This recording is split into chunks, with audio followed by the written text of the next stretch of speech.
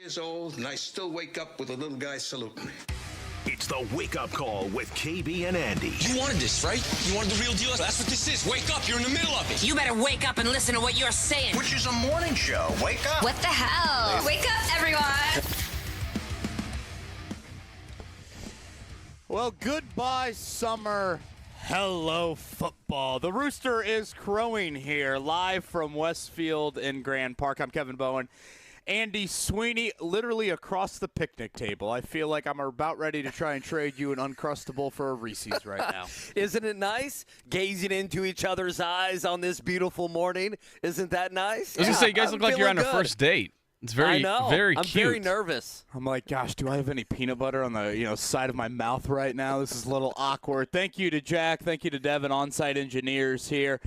There is something about watching this place kind of come to life, and we'll certainly do that here on this report day live from Grand Park. Boy, look at that sun, Andy Sweeney, right in between the goalposts. I know. We were. Is that an artsy photo I can try and capture? I think you need to put that on an Instagram account. I mean, that's what it's for, right? I mean, that's what Instagram's for. Besides Instagram models, that's what it's for. Is a sunrise and a sunset, and hopefully we're not here when the sun sets tonight. Here we are, only fans and only Colts fans here on this Wednesday morning. It is a beautiful morning out here.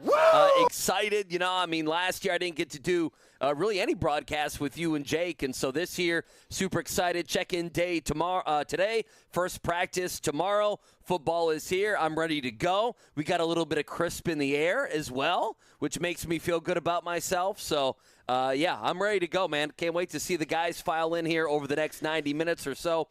Perhaps talk to a couple of them, and should be a fun show today. I just sent out the artsy photo, Did Mark. you really? I could really appreciate a retweet here on this Wednesday morning. Yes, as Andy Sweeney said, to kind of map out the morning for us here. Again, report day. Players will start to meet the media in bigger sessions around 8:30. We are hoping to have, and we'll confirm with you throughout the show, Latu Latu join us here live. Of course, the rookie, the 15th overall pick. I have to remind myself at times, Andy Sweeney, the first defender taken. I know. In the 2024 NFL draft. I mean, that was the story. Remember, Chris Ballard had the pick of who he wanted defensively after all the quarterbacks, and obviously this group was one of the deeper wide receiver classes that we've had in quite a while. Yeah, this is a bit of a Lady in the Tramp feel to it. Thank you, Derek, for that. Yeah, we'll see if we can get some spaghetti out here on this Wednesday morning. Were we supposed to sit next to each other? Well, I mean, would that have been better? I mean, we can change up. Theoretically, again, we're going to have a player guest join us here live at the picnic table. So, we'll kind of save, I guess, the room for that. I would say the big item today on the agenda here from Westfield is going to be Chris Ballard, and he will meet the media at noon. And, again, this is theoretically the last time we could hear from Ballard until this team makes the playoffs. This team doesn't make the playoffs. Whatever. Last year, there was no trade deadline sort of media session. I'm trying to think. Maybe he'll talk at cut-down time, but I feel like that's not a given. Maybe most years he does, but nonetheless, we'll hear from Chris Ballard today, his annual pre-training camp presser, and, news items of note. Sometimes we don't necessarily know exactly what those news items will be. We bring up Latu Latu as the 15th overall pick. Andy, yesterday you saw with Philadelphia, Cooper DeJean. Certainly, the Iowa product there was a name that a lot of Colts fans, I think, thought, okay, could he kind of be in the mix there? Maybe they trade back in round one. Well, he shows up on the non-football injury list with a hamstring injury he suffered training away from the facility. So, those are the types of news items that you watch out for today. Obviously, this time last year, the Jonathan Taylor saga was about to absolutely explode, and this was kind of the first day that we got a little bit of wait a minute, there is something that's not adding up here. So those are just some items to note here as Chris Ballard, again, will meet the media coming up at noon. Yeah, I know Colts fans always get real sensitive that, that there's always, they tell me, Andy, there's always drama. The Colts are always going to have some sort of drama. I mean, unless Ballard has something today that we don't know about, am I jinxing it, knock on wood, that we go into... I don't believe in jinxes, but everybody right now just drove off a 465 saying, shut the hell up, let me Andy tell you, at Sweeney. 545, there were a lot of people honking their horns at me on 465, so I'm sure it's busy this morning. But, I don't feel like there's no sense of drama, I mean, we talked about this so much, KB. Michael Pitman Jr. got his contract. And, I'm sure a guy like Julian Blackmon wishes he had a 3 or 4 year deal to be here with the Colts. But he came back, team running back Jonathan Taylor got his. And to me, last year was about contracts, and last year was about Jonathan Taylor. And this year, there's a singular focus of winning. There's a singular focus of, hey, what can we do offensively with Anthony Richardson back, and finally being able to put Jonathan Taylor in the backfield with Anthony Richardson. And then, I think there's a prove it defensively. I think Gus Bradley, almost called him Gus Edwards. I think Gus Bradley has something to prove this year as defensive coordinator. I think this defensive line, we'll talk with Latu today. This defensive line should be really good. It should be really deep. It should be really interesting. I know yesterday, the Colts were talking about Kwity Paye. Kwity Paye having a good offseason, being ready to go this season, and this is yet another pivotal year for him. So, I'm hoping today we get optimism from Chris Ballard. He's talked up the secondary. He thinks they've grown up. If that's the case, let's see it today. So I'm excited. It's check-in day. I'm ready to go. I'm ready to go for practice day. And all I can hope is that nobody with the Indianapolis Colts shows up looking like Joe Burrow showed up yesterday to the Cincinnati Bengals. I thought he looked good, looking like Marshall Mathers. That's just disgusting. You didn't like the Slim Shady look? Mark, did you happen to see that with the bleached blonde hair from Joe Burrow? He really likes the new album, I guess. Listen, Joe Burrow has fantastic hair, or had fantastic hair. And, you and I are not guys. We grow hair. Indy.com saved your life, okay? Exactly, right. But we're not guys with great hair. No offense to KB and I. We're not guys with great hair. And to see a man shave that beautiful hair only to dye it like Eminem 25 years ago plus, quite frankly, was disgusting. So I'm hoping no one shows up looking like that today in Indianapolis. I must say, this picnic table feel for us here on this Wednesday morning, I hope it'll help my posture. I think it's gonna hurt. I think it's gonna hurt your posture. I'm really trying to keep the back nice 90-degree angle I'm gonna here. be all hunched over. You can check us out on the old YouTube stream here. Yes, we are live here at Grand Park. Again, moving day, as Andy said, mapping out the rest of the week for Colts fans that are coming out here. Tomorrow, the first of 12 practices. And as we look out here on the practice fields at Grand Park, it is the same setup that we're used to. You got the two fields adjacent to another. It does look like, I assume, that's maybe a little family seating on the opposite side of the practice field, maybe some corporate seating over there.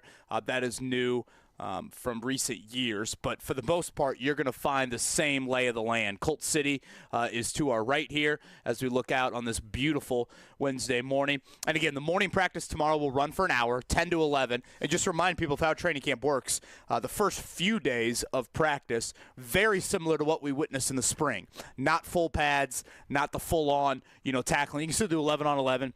Things like that, but you won't get anything from a full padded session until next week. So they'll practice tomorrow morning. Friday will be an off day. Saturday they'll go in the morning again. Sunday will be your first, prime time session, if you want to label it as that. That is a 4 o'clock practice start time on Sunday. So that's how the first chunk of Grand Park Training Camp 2024 will look for the Colts. And right now, again, the thought is obviously news items would be to a minimum today. Again, contract stuff, you pretty much got everybody done on your own roster. I posted the 53 questions on our website, Andy. Usually there's like a name or two you get to Grand Park and you're thinking, man, could they get an extension? Could they kind of sneak their way into that September 6th sort of contract extension that you occasionally see around the league? I got nobody on that list. I think I mentioned Dayo Dengbo in the article, and that was a very far-fetched sort of thought there. So from a news item, anticipate that sort of thing. Braden Smith, the only starter that didn't participate in the spring, I think the expectation is he will be good to go. To your point, again, I don't believe in jinxes. It should be a quiet news session with Chris Ballard here in about 4 or 5 hours. Why don't you believe in jinxes? Is that like a Bowen family thing? I feel like if I had that power, I wouldn't be here sitting across from you looking like we're about ready to go on our first date. Oh, goodness. Well, Did you ever do a picnic date? I can't say I've ever done one. I don't think I've ever taken a woman on a picnic. No. Even my wife, and we live in Irvington, right by Ellenberger Park. And there's always, once a week, there'll always be someone who's enjoying a picnic. And someone that knows romance. We don't. And I'm always thinking, boy, I don't know if that looks nice or not. Like, I'm trying to think, is eating on the ground with a bunch of ants all over your ham sandwich, is that something I want to do? But maybe the Sweeneys need to do it. Now, I know you have in your mind, what do you want to ask Chris Ballard today? And I guess as a second piece, is there anything, at times there's usually something that could be viewed as negative that Ballard could gruff at. What would that be other than, hey, you guys really need to make the playoffs this season? Why no move in the secondary? Corner and safety. That's probably the one. Where are his position battles? He's always very candid about that, and Sure. I do appreciate that. Who stood out in the spring? Is that A.D. Mitchell? Is it not? What do you want to see from Gus Bradley in year 3? 28th in points allowed each of the last 2 years, Andy, and it's not like the personnel's greatly changed outside of the guy that, could be joining us here on the show in Latu Latu. It's going to be pretty much run it back on that side of the ball as well. Obviously, the Anthony Richardson plan, workload, et cetera, et cetera. Now, as we mentioned throughout yesterday's show, this year's camp is very different from your camp of 5 years ago, even your camp of last year. The Colts have 12 practices here at Grand Park. None of them will fall in a 3-day straight cycle. They will have no practice on back-to-back days. They actually only have 4 sets of back-to-back practices. Again, they're going to practice tomorrow and then take Friday off. Then they'll go Saturday, Sunday. I think next week they might have a back-to-back day, if I'm not mistaken. I want to say it's Tuesday, Wednesday. They'll have the back-to-back with the Cardinals. That'll be coming up here in about mid-August. That will actually conclude their stay here. So, those are some of the questions. Does he want Anthony Richardson to play in the preseason? You and I kind of went over that a little bit yesterday. Discussions with Jim Irsay about expectations for this season. What has Jim Irsay relayed to him? Obviously, we haven't heard from Jim Irsay, so we've got to kind of go through Chris Ballard on that. And I think off of that, that is that question of, how warm does he feel the seat is? Because it is year 8. It is a very mediocre resume. It is a resume without a division title, with just 1 playoff win and 2 playoff appearances in those 7 seasons.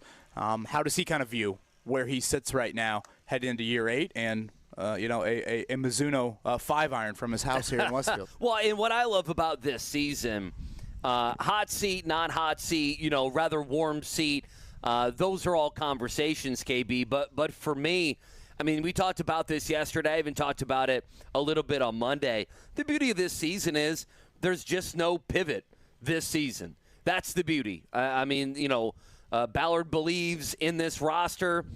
They went out. They got a couple guys in the draft that I think will play a lot and that will play a lot early. They decided to, for whatever reason, and I know there's a myriad of reasons, it's team run it back. Okay. Right? Hey, our secondary has grown up. Okay, let's go. Hey, the defensive line, we're going to be able to rotate a ton of guys. Great, let's go. Anthony Richardson, boy, he can sling it. Let's go. So, I think with Chris Ballard, there's no yeah buts this season. There's no yeah buts with the Colts. Now, the data could change on that. We could see injuries. We could see a myriad of things. But to me, playoffs are the expectation. They're one of those teams that feel that way, that believe that way. And then I think, as well today, and I have no reason that this would not be the case, but we want to hear today that there's absolutely nothing that's going to hold Anthony Richardson back to taking all these snaps, right? That the shoulder is good to go, that they feel comfortable with the rehab, that they feel comfortable. I know a few weeks ago when he sat out the final day or so, whatever it was, of minicamp, that was nothing, that they're good to go, that he's been working out, and anything less from Anthony Richardson, any conversation on, hey, we're going to rest him this amount, to me, that would be worrisome. I want to hear that Anthony Richardson is ready to go. I'll add one more. I know it's a bigger NFL issue, and we talked about it a little bit yesterday, KB, at the end of the show. The NFL here, sooner rather than later, is going to 18 games. Well, what does Chris Ballard think about that?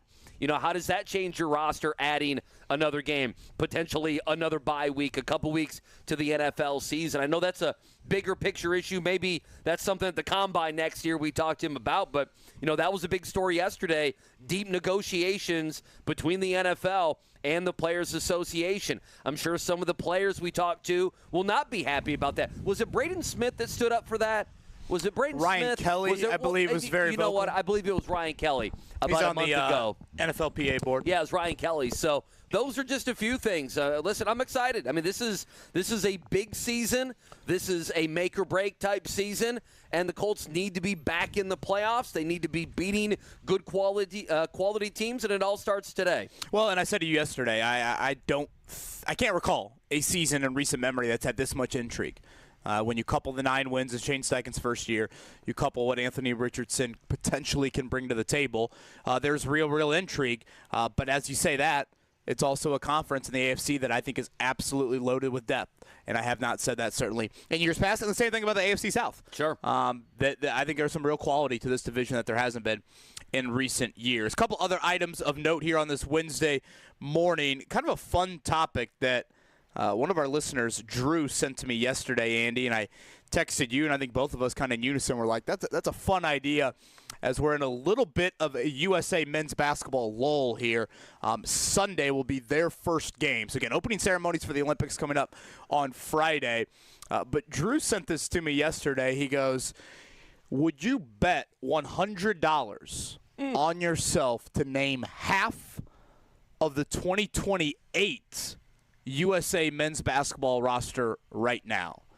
So if I gave you 12 spots, Andy Sweeney, would you lay a $100 bill on the table and say, I can get 6 of those 12 right here on July 24th? Yes, I believe I can. I have a master list. I think we can get more than 6. Wow. I think we can get 8. You can predict the future? I think we can No jinxes, but you can predict the future. I think we can get 8 or 10. I really do. I mean, it's going to be clear who's not going to be on the team, right?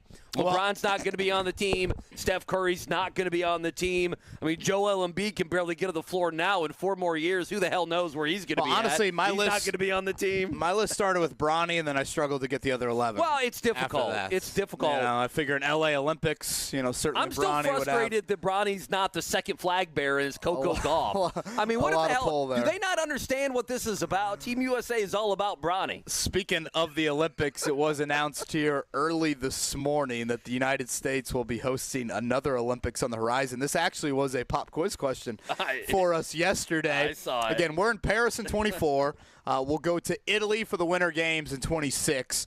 L.A., of course, the marquee Summer Olympics coming up in 28. The French Alps in 30 for the Winter Olympics. Sounds beautiful, the French Alps. That makes sense for the Winter Olympics, right? Yeah, you follow where the Winter Olympics are going to be. I only follow where the Summer Olympics are going to be. So summer in 32, back down to Australia. Okay. Brisbane, right? Even though it's spelled Brisbane to us here in the suburb. That's the way we say it in America. Indianapolis. But 2034 back to Salt Lake City. There we go. That was announced here early this morning on that end. So 28 and 34 will have some Olympic Games here in the state. Summer, of course, and then winter. I mean, at least we're not doing the Russia thing or the fake snow in China. If you got to have fake snow, you can't hold the Winter Olympics. Right? I think I'm with you. I think that needs to be a prerequisite here. Absolutely no snow on this Wednesday morning. Again, it is glorious. Look at this. You guys are on a first date and you're already picking out vacation spots. How cute is that? I'm going to go with the French Alps. That sounds beautiful. Anniversary, honeymoon. You got a lot to offer here. I really want to effort someone to bring a candle and a couple waters to your guys' table. I really want that to happen. If anybody at the Colts is listening. It's funny. I turned around the corner today, and I was like, oh, I wonder what our setup will be this year. We're just used to kind of, I reference them as beer pong tables. It shows you where my head was at, back, 10 years ago, probably less than 10, frankly. But then all of a sudden I turn around the corner, and I'm like, oh, my gosh, here we have picnic. I mean, these are literally picnic tables. Yeah, but I feel like last year when I was here, I think these were like VIP areas. I think they're going to kick us down towards the media fatties. So you think we'll have the beer pong tables with the foldable chairs tomorrow? I'm guessing. Because we do have cocktail tables sitting here in this tent, and I'm thinking, no, what am I going to do, post up here and watch practice? And Mike Chappell and I are going to cheers our Dasani waters together? Yeah, I'm guessing we're going to be in the media fatty tent tomorrow, and there'll be some luminaries and VIPs probably in this. I mean, this is a VIP tent, is it not? You got the cocktail tables? Come on. You would think. At some point today, Latu Latu going to join us here, hoping to have another rather marquee Colts player on the show. We'll keep you posted, but we are live here at Report Day, and Andy Sweeney, it is a glorious start to Colts training camp. It is. We'll have Latu, Stephen Holder going to join us as well. So a busy Wednesday morning coming to you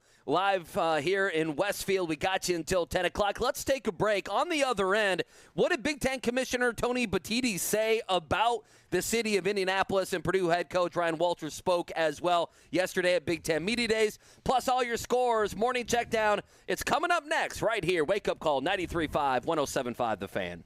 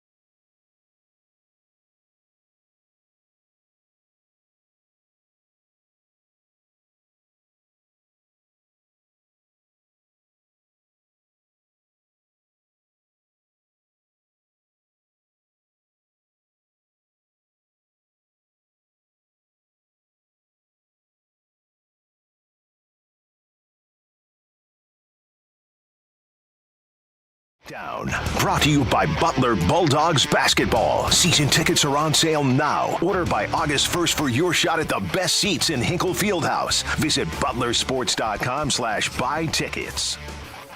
It is a beautiful Wednesday here from Westfield, Indiana. Kevin Bowen, Andy Sweeney. Thank you to Jack and Devin, our on-site engineers. Mark Dykton back in studio. Colts report day for training camp. One Latu Latu scheduled to join us. Sounds like coming up in the 9 o'clock hour. Hoping to have another player as well. Chris Ballard at noon today. Coming up in a bit, we will try to lay down $100. $100's too much for me, to be honest with you. Let's lay down $10. And if we're somehow doing the show in 2028, we'll try to predict half of Team USA for the men's basketball squad coming up. Listener challenged us to that, so we'll do that here coming up in a few. But speaking of events, marquee events, and the city of Indianapolis, Andy Sweeney, the morning checkdown has some news on that. Yeah, we did. I mean, yesterday started Big Ten Media Days. Now, we'll get to Ryan Walters of Purdue. Just a reminder, Kurt Cignetti in Indiana football. We'll be talking later in the week, I believe tomorrow. So, again, Big Ten Media. All the media gas bags are in town. I found two things interesting yesterday. So, second-year commissioner Tony Petitti took the podium yesterday and obviously had his soliloquy about how great the Big Ten is and all the different things they've done over a wide variety of sports. And then, about 10 minutes in, KB, he was asked, hey, you have now expanded West Coast. Are you thinking about taking, whether it be the Big Ten football championship and some of these other big events, or are you thinking about taking them, potentially away from Indianapolis and take them somewhere else? Now, yesterday as well, a 4-year extension for Indianapolis and Lucas Oil Stadium to be hosting the Big Ten championship game. So that is kind of the backdrop to all of this. That's big news. It's great news for us here in Indy. But I thought Petitti had an interesting answer about taking big events on the road, specifically West Coast. Given the footprint of the conference, the cities that are now interested in hosting Big Ten champions has clearly expanded. And I think it's, we're really comfortable with the decision to stay in football here in Indianapolis for the next 4 seasons. We think it's the right thing to do. Having said that, I think you're going to see us begin to expand. I think it's really important to make sure that, markets around the country get to experience Big Ten championships. It's a really good way to connect the conference. So I think over time you'll start to see, the geographic footprint expand, keeping in mind competitive issues. Obviously, after our championships, teams go into the NCAA tournaments and championships as well. So keeping all of that in mind. But I think you can fully expect that over time you'll see the footprint of how we host championships change and grow.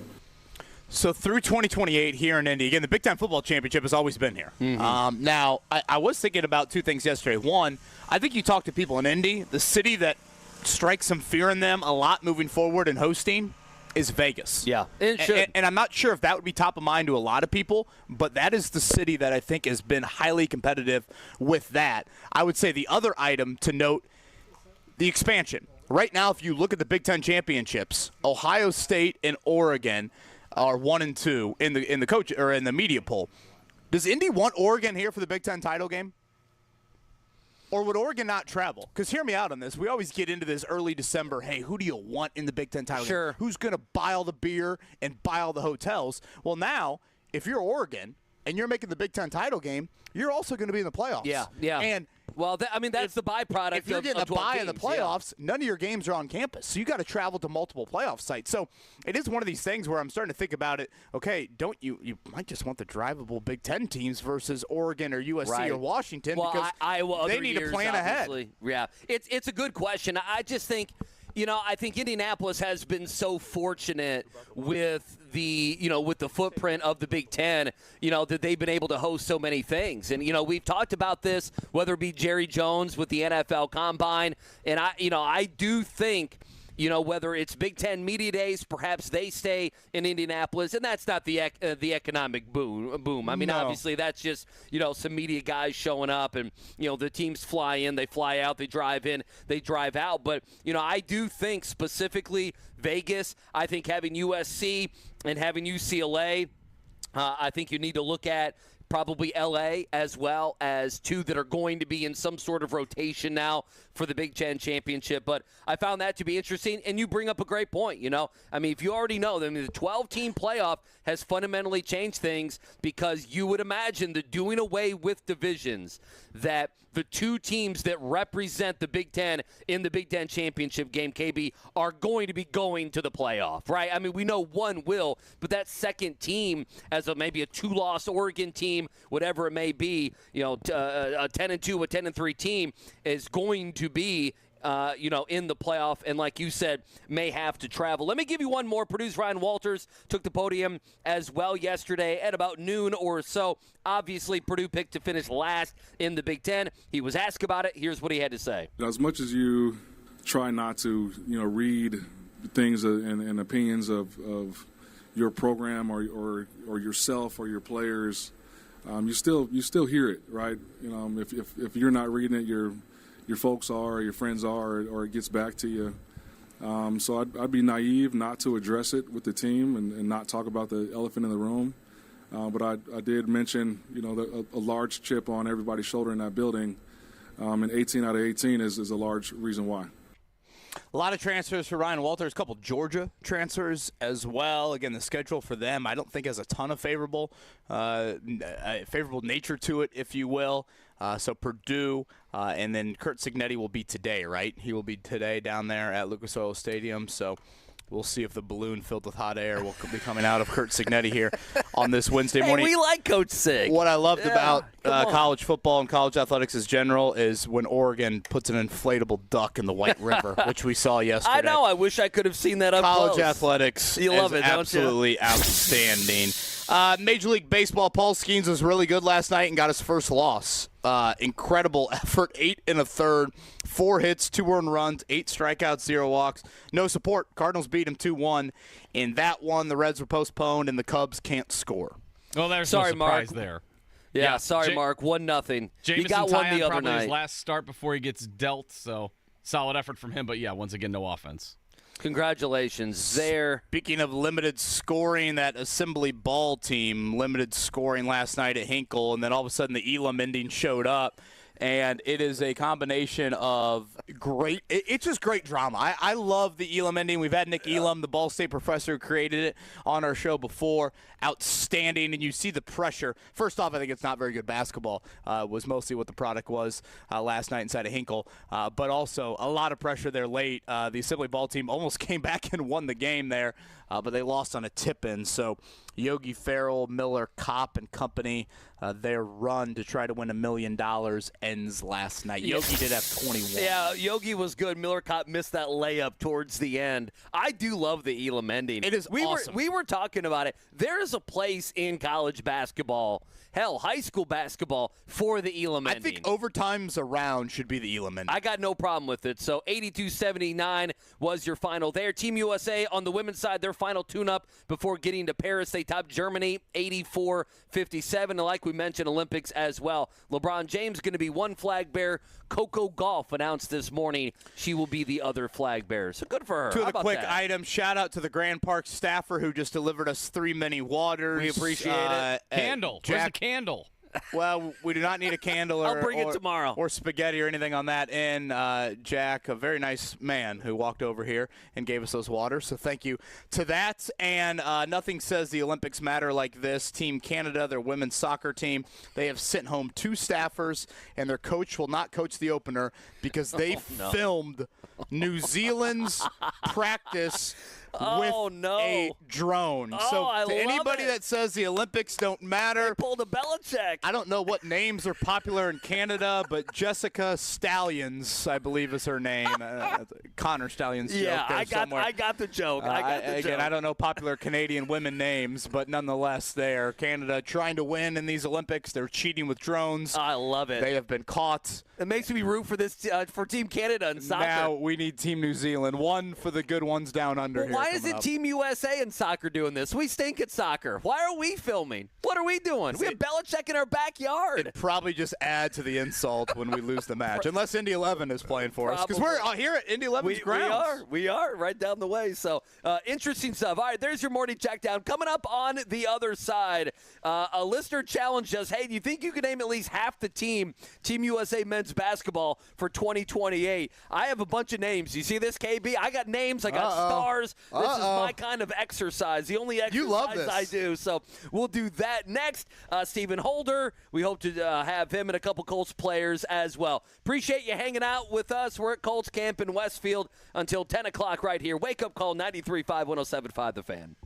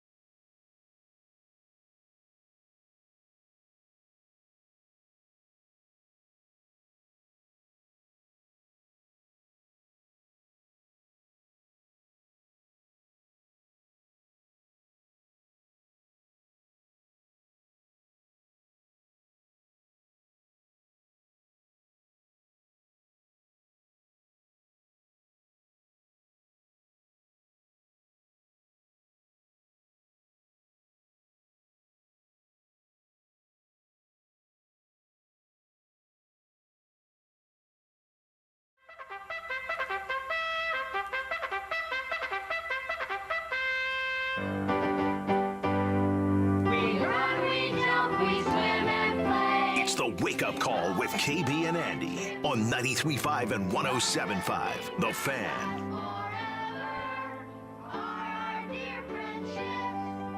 Some back-to-school vibes here on this Wednesday morning. It is report day. We are live in Westfield. It is an absolutely picture-perfect day in Hamilton County.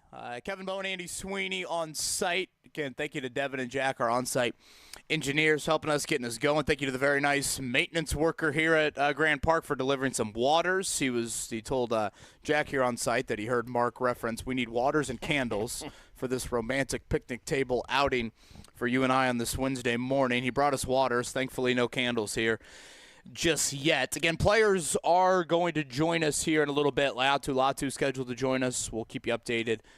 Could possibly have another marquee name here in the tent as the Colts report for camp tomorrow. Will be their first practice at 10 a.m. Stephen Holder going to join us here coming up in the 8 o'clock hour. Yeah, I'm ready to go now. Do we want to explain what we're going to do here with Team USA? Well, that would probably be smart, right, for our listening audience out there. Drew, shout out to Drew. He messaged me yesterday and goes, I love to hear your thoughts on this. If I asked you to bet $100 on yourself, could you name half of the Team USA basketball team for the Summer Olympics in 2028? Just a reminder, those games will be in Los Angeles, so theoretically you would think a lot of guys would want to be on that team for many reasons. But yes, could you name half of the 2028 Team USA men's basketball team right here, right now, on July 24th? Andy Sweeney has informed us he thinks he can name 10 of them. I mean, I think we can name almost the entire team. Why do you think we can't? Well, can we start with this exercise? Yeah, sure. We can do with whatever you want. I mean, do you want to go back to the team in 2021? Yeah, we could do that. Okay, just to play out this exercise here, okay? 2021, because I can't remember yesterday, let alone 2021. The Team 2021 USA men's basketball team, all right? All right, LeBron, Curry was on it, right? LeBron and Curry were not on. They were not? The Tokyo Olympic team. Well, what the hell were they doing? Again, this just starts here with how difficult of an exercise this is. Because could you imagine being in the 2016 Olympic Games in Rio and being like, all right, I'm going to name half the team for the next cycle. You think you would have named JaVale McGee? Oh, I mean, you think you would have named Keldon Johnson? Well, listen, JaVale McGee, he protects the rim. He's a rebounder. He's good in the international No one game. Mrs. McGee in 2016 wasn't naming JaVale McGee to the next Olympic team. How about Jeremy Grant? Oh, yeah, well, that's your boy. That is just a little bit of a snippet about how difficult this thing can be. Other names of note, if you want to look at the guys that are returning from that Team USA squad: Bam Adebayo, Devin Booker, Kevin Durant, Drew Holiday, and I believe the last one is Jason Tatum. So 5 of the 12 are back from last year's cycle. Jeffrey Gorman here on a Wednesday morning, looking sharp as always. Should we go in order here? Should we go divided up by guards, forwards, centers? Yeah, I mean, we can do whatever. I mean, I have a list of names of guys that I think are, like, absolutely going to be on the team. And then you have other guys like Zion Williamson. Okay, how about this? Is he going to be too fat to be on the team? Let's start here. Okay. Who is back from this year's squad? Who is returning to play in 2028? Okay, so I would be stunned if our guy Tyrese Halliburton not on the team. I would be stunned Anthony Edwards, who is just the face of Team USA basketball. He's option number 1. He may be coming off the bench a little bit this Olympics. You know that won't be the case in 4 years. So I would say Halliburton, Edwards. I'd leave the door open for Devin Booker. He'll be 31 at that point. Jason Tatum at this point will be 30. I would have Jason Tatum, and I would probably have Bam as well. So those 5 I can absolutely see returning in 4 years. Okay, I had the same exact 4. I did not put Booker on the team. He was one that I just had off the team, but the other 4, Halliburton, Edwards, Tatum, and Bam, were my 4. Let me throw the other guards at you. Actually, now that I look at it, I think I did have Booker on the team. I had cut Cade Cunningham from the team. Yeah, I don't know how good Cade Cunningham is. I know he just got that deal, but that would include me having to watch a lot of Pistons basketball. Okay, my guard-oriented guys, Halliburton, Edwards, Booker, And then my other guard that I'm putting on this Olympic team in 2028, I'm putting Reed Sheppard on the team. Oh, my goodness. Okay, so, yeah, you have to think of guys who are rookies this year, and then you have to think of guys who are going to be rookies like maybe next year and have a chance. Like two names that I had down, even though they're not guards, Dylan Harper, Ron Harper's son, who's going to be at Rutgers, Ace Bailey, who's going to be at Rutgers. Those guys are going to be taken at the top. The other name I had at guard was Tyrese Maxey there in Philly. I don't know if Maxey – I think he's good enough. I would have Maxey over Devin Booker. That would just be me if it came down to those two. But so I have Tyrese Maxey. Reed Sheppard's a good one. I had not thought of him. Interesting. Okay, going on to the wings. My wings, again, Jason Tatum is on the team. I'm putting Jaylen Brown on the team. Okay, does Nike want him to be on the team? Well, no? See, that's my problem. Jaylen Brown, I think, proved in the finals. I don't care if he's wearing, New Balances. He can be on he can wear Crocs for all I care in LA, and he can be on my team. How about Brandon Miller? Yeah, Brandon Miller is on my list of guys like, hey, is he going to be on there? Brandon Miller is on the same list. I'll throw another name your way, Scotty Barnes. Ooh, yeah. I totally spaced on Scotty Barnes. I'm an idiot. Yeah, so I would really like to see Scotty Barnes. Brandon Miller is a pretty good name. I think Paolo Banchero is going to be. He was on the team select, was he not? Or he was on the FIBA team. He's on the world team. Yeah, last that year. didn't do well a year ago. But Banchero, he can play the 5. If you go really small, he can play the 3 or 4, obviously, in a normal one. So I think we basically agree with Jason Tatum. I would have Banchero kind of a lock to be on the team in 4 years. I would be actually surprised if he wasn't on the team coming up in 4 years. He'd only be 24 years old at that point. So I should have had Scotty Barnes on it. My last wing, again, Brown, Tatum, Brandon Miller, Paolo Banchero, and then Cooper Flagg. Which, I know probably needs a little introduction with how much hype is around him and going to Duke. And, obviously just was on the Team USA select team and played very, very well. So those are my wing-centric guys there. Yeah, I mean, Cooper Flagg is an obvious one. He'll be – I thought he – you could have told me that – and I think people would have been okay with this. I mean, maybe some not, but whatever. When they sent Kawhi Leonard home – if you would have said, hey, we're going to throw Cooper Flagg on this team, I wonder how much kickback you would have received. I don't think it would have been too much. Now, they go with Derek White. I think Derek White is a fine player. I think he's a good player. I think Cooper Flagg would have been super interesting. As a big, let me throw a name your way.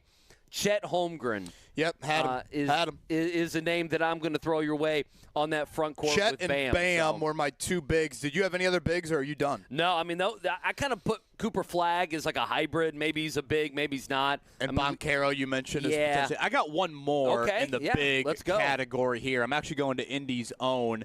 He has been a member of Team USA. He was on that world team back last year with Tyrese Halliburton. I'm going Jaren Jackson Jr. I think there's versatility there. I think you've seen so far with Team USA, Bam Adebayo and Anthony Davis are so effective. To me, Jaren Jackson Jr. has some of that interchangeability defensively, can protect the rim, obviously can shoot it at a pretty high level as well. And Bam is a perfect example. I think I saw the stat the other day. Bam made 13 threes, I believe it was, all last season in the NBA. And you look at him right now, and he, willingly shoots threes in the FIBA game. Oh, yeah. So, if you get these guys, that's why Durant at the NBA level, some of that, mid-range stuff or, maybe long twos, they turn into threes on that end. So, wow, our list is a lot similar. I guess our big difference was Reed Sheppard for me. Tyrese Maxey. Maxey. And then Scotty Barnes and Jaren Jackson Jr. Who were your misses? Who were your near misses that you thought of? Yeah, I mean, I think there's a couple names that are interesting. I mean, I'll give you a couple guys that are going to be in their early 30s, Donovan Mitchell and Jalen Brunson. I mean, we know about Jalen Brunson not being picked to be on the team this year. We know about Tyrese Halliburton perhaps going over him. Then you mentioned Derek White. And then on top of it, what about a guy that we totally forgot about? What about Ja Morant? He'll be 28 years old. I mean, Ja Morant the last couple years, because of injuries, because he's been a jackass. So many ball handlers. I know. I mean, what about Zion? I mean, I think Zion is also an interesting name. Jaren Jackson Jr. was on kind of my short list of guys that I thought, probably could be on it. I think he's a good one. I think there's a good chance that he is. But, guys like Ja, guys like Zion, Trae Young will still be in his 20s. You have to think there's going to be quite the turnover. And then there's guys, I mentioned Dylan Harper and Ace Bailey, who will be playing college basketball this year.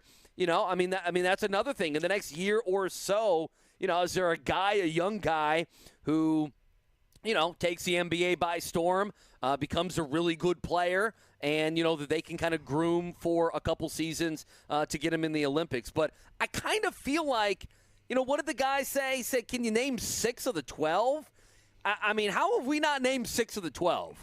I think to me, it's so like, much easier said than done. Where do we think we could be wrong? I guess would be the question. Again, Cade Cunningham, Donovan Mitchell, De'Aaron Fox. De'Aaron Fox isn't good enough. If you, we're talking 4 years down the road. If Halliburton's got a hamstring that flares up 4 years down the road. You go back to last year's team. That's why I thought it was important to mention last cycle's team. JaVale McGee, Keldon Johnson.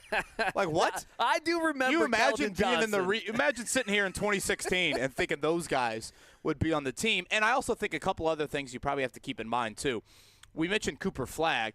I'm not going to pretend to pay a ton of attention to high school basketball recruiting, but there's a lot of hype around Carlos Boozer's kid. Oh yeah, and Cameron Big time. Boozer as well. Big so time. When you start to think about, okay, he's class of 2025. He goes to whatever college he goes to for 1 year. He's in the NBA for 2 full seasons. Then. Yeah. Oh, yeah. And then would be obviously in the Olympic cycle after that. So, that's probably another one. Jabari Smith Jr. I thought about with the Rockets, a guy that I think has had some moments here, to see continue to develop. Because I think if there's one thing that is missing from Team USA, and I think Chet Holmgren has a chance to kind of lock himself into a couple cycles, they do struggle in the front court. Literally, look, JaVale McGee was a center for this team. Miles Turner was on the world team at one point. It's not like, if you talk about big guys from around the world, these other countries certainly have better big men than the United Who's our States. Drew Holiday? See, that's the thing. We don't have a Drew Holiday. Who's our defensive lockdown guy in 4 years? I know. I have no idea. Well, I know he's so gifted offensively, but I do think when he wants to bring it defensively, I think Anthony Edwards is incredibly gifted on that end of the floor.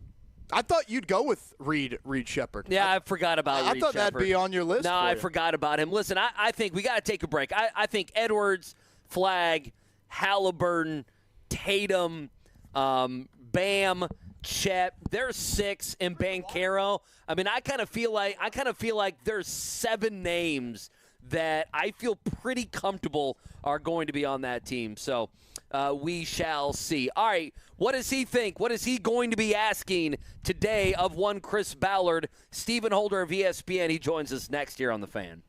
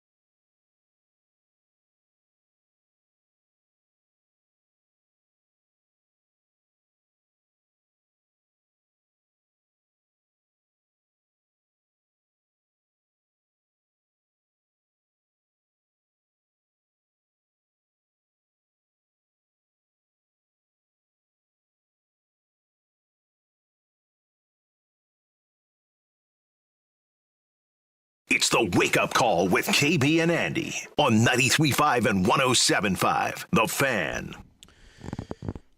We're making a little camera adjustment here live at Grant Park. Mark, keep us posted on how that looks. We figure we try to get a full shot here as Stephen Holder going to join us. I think it looks better. Yeah, you guys don't look like Alfred Hitchcock silhouettes now. It's very nice.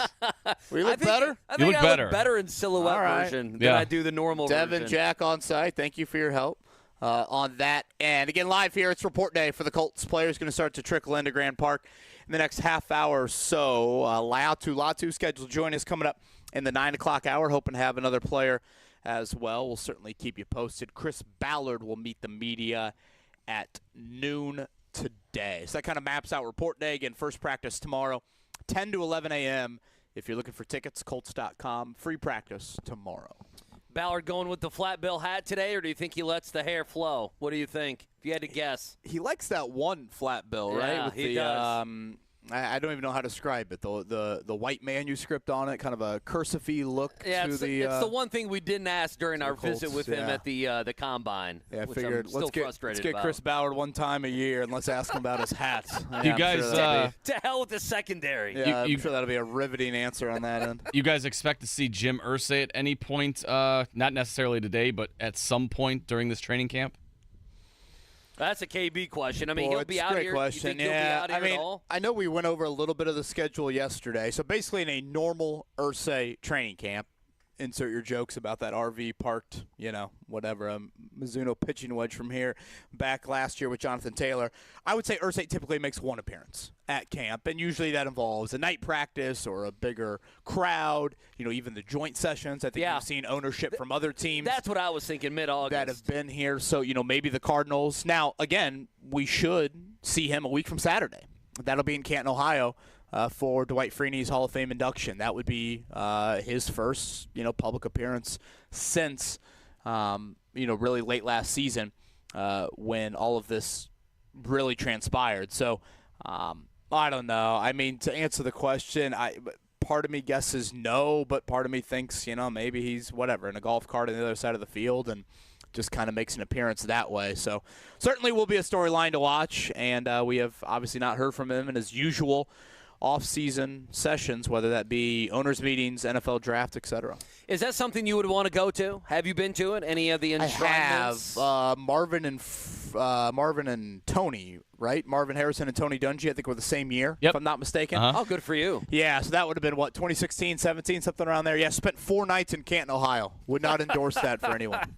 There's not 4 nights worth to do in Canton, Ohio. It was a cool experience, but 4 nights were probably 3 too many. Yeah. But no, it was fun seeing it. And it was more work for you, though, right, when you were there? It was a lot of work. Yeah, we'll say we were able to attend the after party. That was pretty cool. Okay, now that's the thing. So that was certainly quite the sight to see there. So yeah, it was. I think it's good for a big football sports fan to cross off the bucket list. But again, spending 4 nights in Canton, Ohio, not needed. Me and Mark were laughing on Monday. Mark was passionate because over the weekend, Major League Baseball had their enshrinement at Cooperstown, and nobody knew. It was in the middle. What was it, Mark? The middle of it was a 1:30 on a Sunday afternoon in the middle of other games going on. Yeah, that I think just sums up where you're at with baseball. Oh, it on really that does. end. Does it not? Stephen Holder going to join us in a few. Let's reverse it. We want to keep Stephen obviously a good chunk of time. So let's go ahead and hit a morning check down before Stephen hops on with us here. The Morning Checkdown, brought to you by Butler Bulldogs Basketball. Season tickets are on sale now. Order by August 1st for your shot at the best seats in Hinkle Fieldhouse. Visit butlersports.com/buy tickets. All right, let's start. Big Ten Media Days yesterday. They continue today and tomorrow. I laugh to myself. Tony Petitti gets up there, and he's the new commissioner a couple years now on the job on the Big Ten. And I laugh because it's their first year introducing the 4 teams from the West Coast. So 18 teams in the Big Ten. And immediately the conversation goes to, well, what about adding more teams to the Big Ten? Here's Big Ten Commissioner Petitti talking about further expansion within the conference. We're focused on the 18 right now. That's what we're focused on. We had to do a lot of work. A lot of work had been done to integrate USC, UCLA. We started that work over immediately when we added Oregon and Washington. So I think we're really comfortable where we are. We've got to get this conference right, and that's what our focus is. Yeah, I just love that. I mean, it's the first year having the 4 West Coast teams, and already the SEC's going through the same thing. Hey, when are you guys going to add even more teams at that? All right, so that's the commissioner. Now, as for the locals, Ryan Walters did meet with the media yesterday. Purdue picked to finish last in the Big Ten. Here's what Walters had to say about that pick. As much as you try not to, read things and opinions of your program or yourself or your players, you still hear it, right? If you're not reading it, your folks are, or your friends are, or it gets back to you. So I'd be naive not to address it with the team and not talk about the elephant in the room. But I did mention, a large chip on everybody's shoulder in that building, and 18 out of 18 is a large reason why. Shout out to Ben Reef for this. He goes, don't forget your Canton trip included the last-minute cancellation of the preseason game between the Colts and Packers because somebody screwed up the logo on the turf field and Lee Greenwood just kind of showed up and sang, proud to be an American. Boy, Ben. I totally forgot about that. That was the ultimate cherry on top of that Canton how did I forget that? Trip, yes. How did you forget that? Somehow I'm trying to forget that. I think it's probably the better way to put it. Just quickly, Indiana will talk on Thursday, KB, at 12:30. A 3-day media day? Oh, my gosh. Brother, you better gouge my eyes out doesn't for that. The SEC goes 4. So, you got 18 teams to cover. You got a ton of teams you got to get What are you talking about? Come on. All these writers like it. They get to come to India, these other cities. No way each coach accounts. needs to be talking for more than 10 minutes. Well, I mean, Ryan Walters was about 8 minutes. He got up there and, after 3 or 4 questions, that's about it. A little weather impacting some Major League Baseball last night. Reds and Braves were postponed. Pirates, Paul Skeens was terrific there in that one, although he did suffer his first loss. 2-1 loss to the Cardinals, 8 1/3 for Skeens. 4 hits, 2 earned runs, 8 Ks for him, but he does get the loss. The Cubs shut out by the Brewers. The Indians, 13-6. Over the Iowa Cubs. Anything else on your end? The only thing I had, Team USA on the women's side, their final tune-up before getting to Paris. They smoked Germany 84-57. That was your final there yesterday. LeBron James, the flag bearer. Coco Gauff named the other flag bearer for the United States earlier this morning. So good for him and good for her. Now joining us here live at Grand Park, he's the one and only from ESPN, Stephen Holder. Stephen, I ask this in all seriousness because I feel like I thought about this when I got in my car this morning. I'm like, man, what the hell is the traffic going to be like driving up to Westfield? Now, you come from the northeast part of Indianapolis. Your commute here at 7 a.m. was a little difficult? Not great, but it's not even necessarily the volume of traffic. There's volume, but it's just like everything's under freaking construction. Sure. So I used to come down 82nd and get on 465, at the 69, 465 interchange. It looks like somebody dropped an atomic bomb on that interchange right now. So you can't even get on. So it's like, all right, do I just take the back streets? Do I try to find another way to the interstate? And then so you spend half your time trying to figure out the route as opposed to even getting here. So and I do think it's actually something that people should probably figure out before commuting up here again. Tomorrow morning, 10 a.m. I know that's a little bit of a later practice time than the report day here. 8:30 players are going to start to meet the media. 12 o'clock, Chris Ballard on the Ballard question list. What jumps out at you for later today? Well, I'll start by revealing this is not like some big revelation, but I texted Chris yesterday and I said, what the hell are we going to ask you tomorrow? I said, we don't have any crises to ask you about. And he's like, he actually said to me, he said, I said, there's no hard questions, I guess. I don't anticipate any tomorrow. And he said, look, after the last 8 years, there are no hard questions for me. And I appreciated that because he admits that what I was saying is true, is that we have always had some kind of crisis or meltdown. You're the one that, kind of started a little bit of it last year with the Jonathan Taylor news on report day. Right. So, and as I was saying to J&B last night, like we came into camp I at least came into camp last year with some inkling that was going to be a problem. This year I have no such inclination to think that there's going to be any kind of issue. So that's a good thing, and I'm hopeful that remains the case. Anyway, I guess the first thing would be just have they considered any other roster moves, and are they just going to let this play out, particularly in the secondary? I think they are, but I think we certainly can, sort of solidify that with him. They had teams talk to them about possible moves I'm aware of. They did not engage in any of those conversations, to my knowledge. So I think what you see is what you get, unless the product on the field prompts them to do something different. They had teams talk to them about moves in the secondary, or? There was at least one. I won't drop the name because it was told to me in confidence, but there was a team that reached out to them about a possible trade candidate to come here, a veteran corner. I don't want to make people mad, so right. I'm just trying to be careful. But there was a team that reached out to them about a possible veteran corner that they were looking to move. The Colts didn't do anything about that, basically. Stephen Holder with us. You know, Stephen, when you look at the secondary, and let's stick with the secondary, and then we can get to Anthony Richardson and some other stuff. To me, given that they didn't use high draft capital, okay, and given that they didn't add someone free agency trades, the conversation that we're having, to me it almost seems like there's extra pressure on that to work. If it doesn't work, we're all going to sit here and say, Ballard, you knew this. I mean, we all knew, 100%. Fans and media, we all knew this wasn't going to work. If I could pinpoint one thing on this roster that is going to hold Ballard's feet to the fire, to me it's the secondary, and it's not even close. No, 100%. And, I mean, he knows that. So sure does. I'm giving him some benefit of the doubt. Like, he's not an idiot. He understands that clearly. So the stakes are high. There's no margin for error. The division is better. All of those things are true, and so it does heighten the importance of this working. So given all of that, I have to think, right or wrong, and we'll see, but I have to think that they have some conviction. They must have, like, real conviction about the guys that they have. That doesn't make them right whatsoever, okay? But we all understand the situation, and so they have taken all of that into account, taken stock of all of that, and still said, you know what, we're going to go with this group. So that tells me something, but it does not ensure that they're right. Stephen Holder from ESPN with us here again. It is report day at Grand Park. Players going to start to meet the media here in a few minutes. Chris Ballard around lunchtime. You've been on the beat since what, 13, 14? 2013, yeah. Okay, so I mean, you and I have pretty much been on the beat the entire time together. Two things. I can't recall the AFC and the AFC South in particular having as much depth as it does as this season. Yeah. That's one.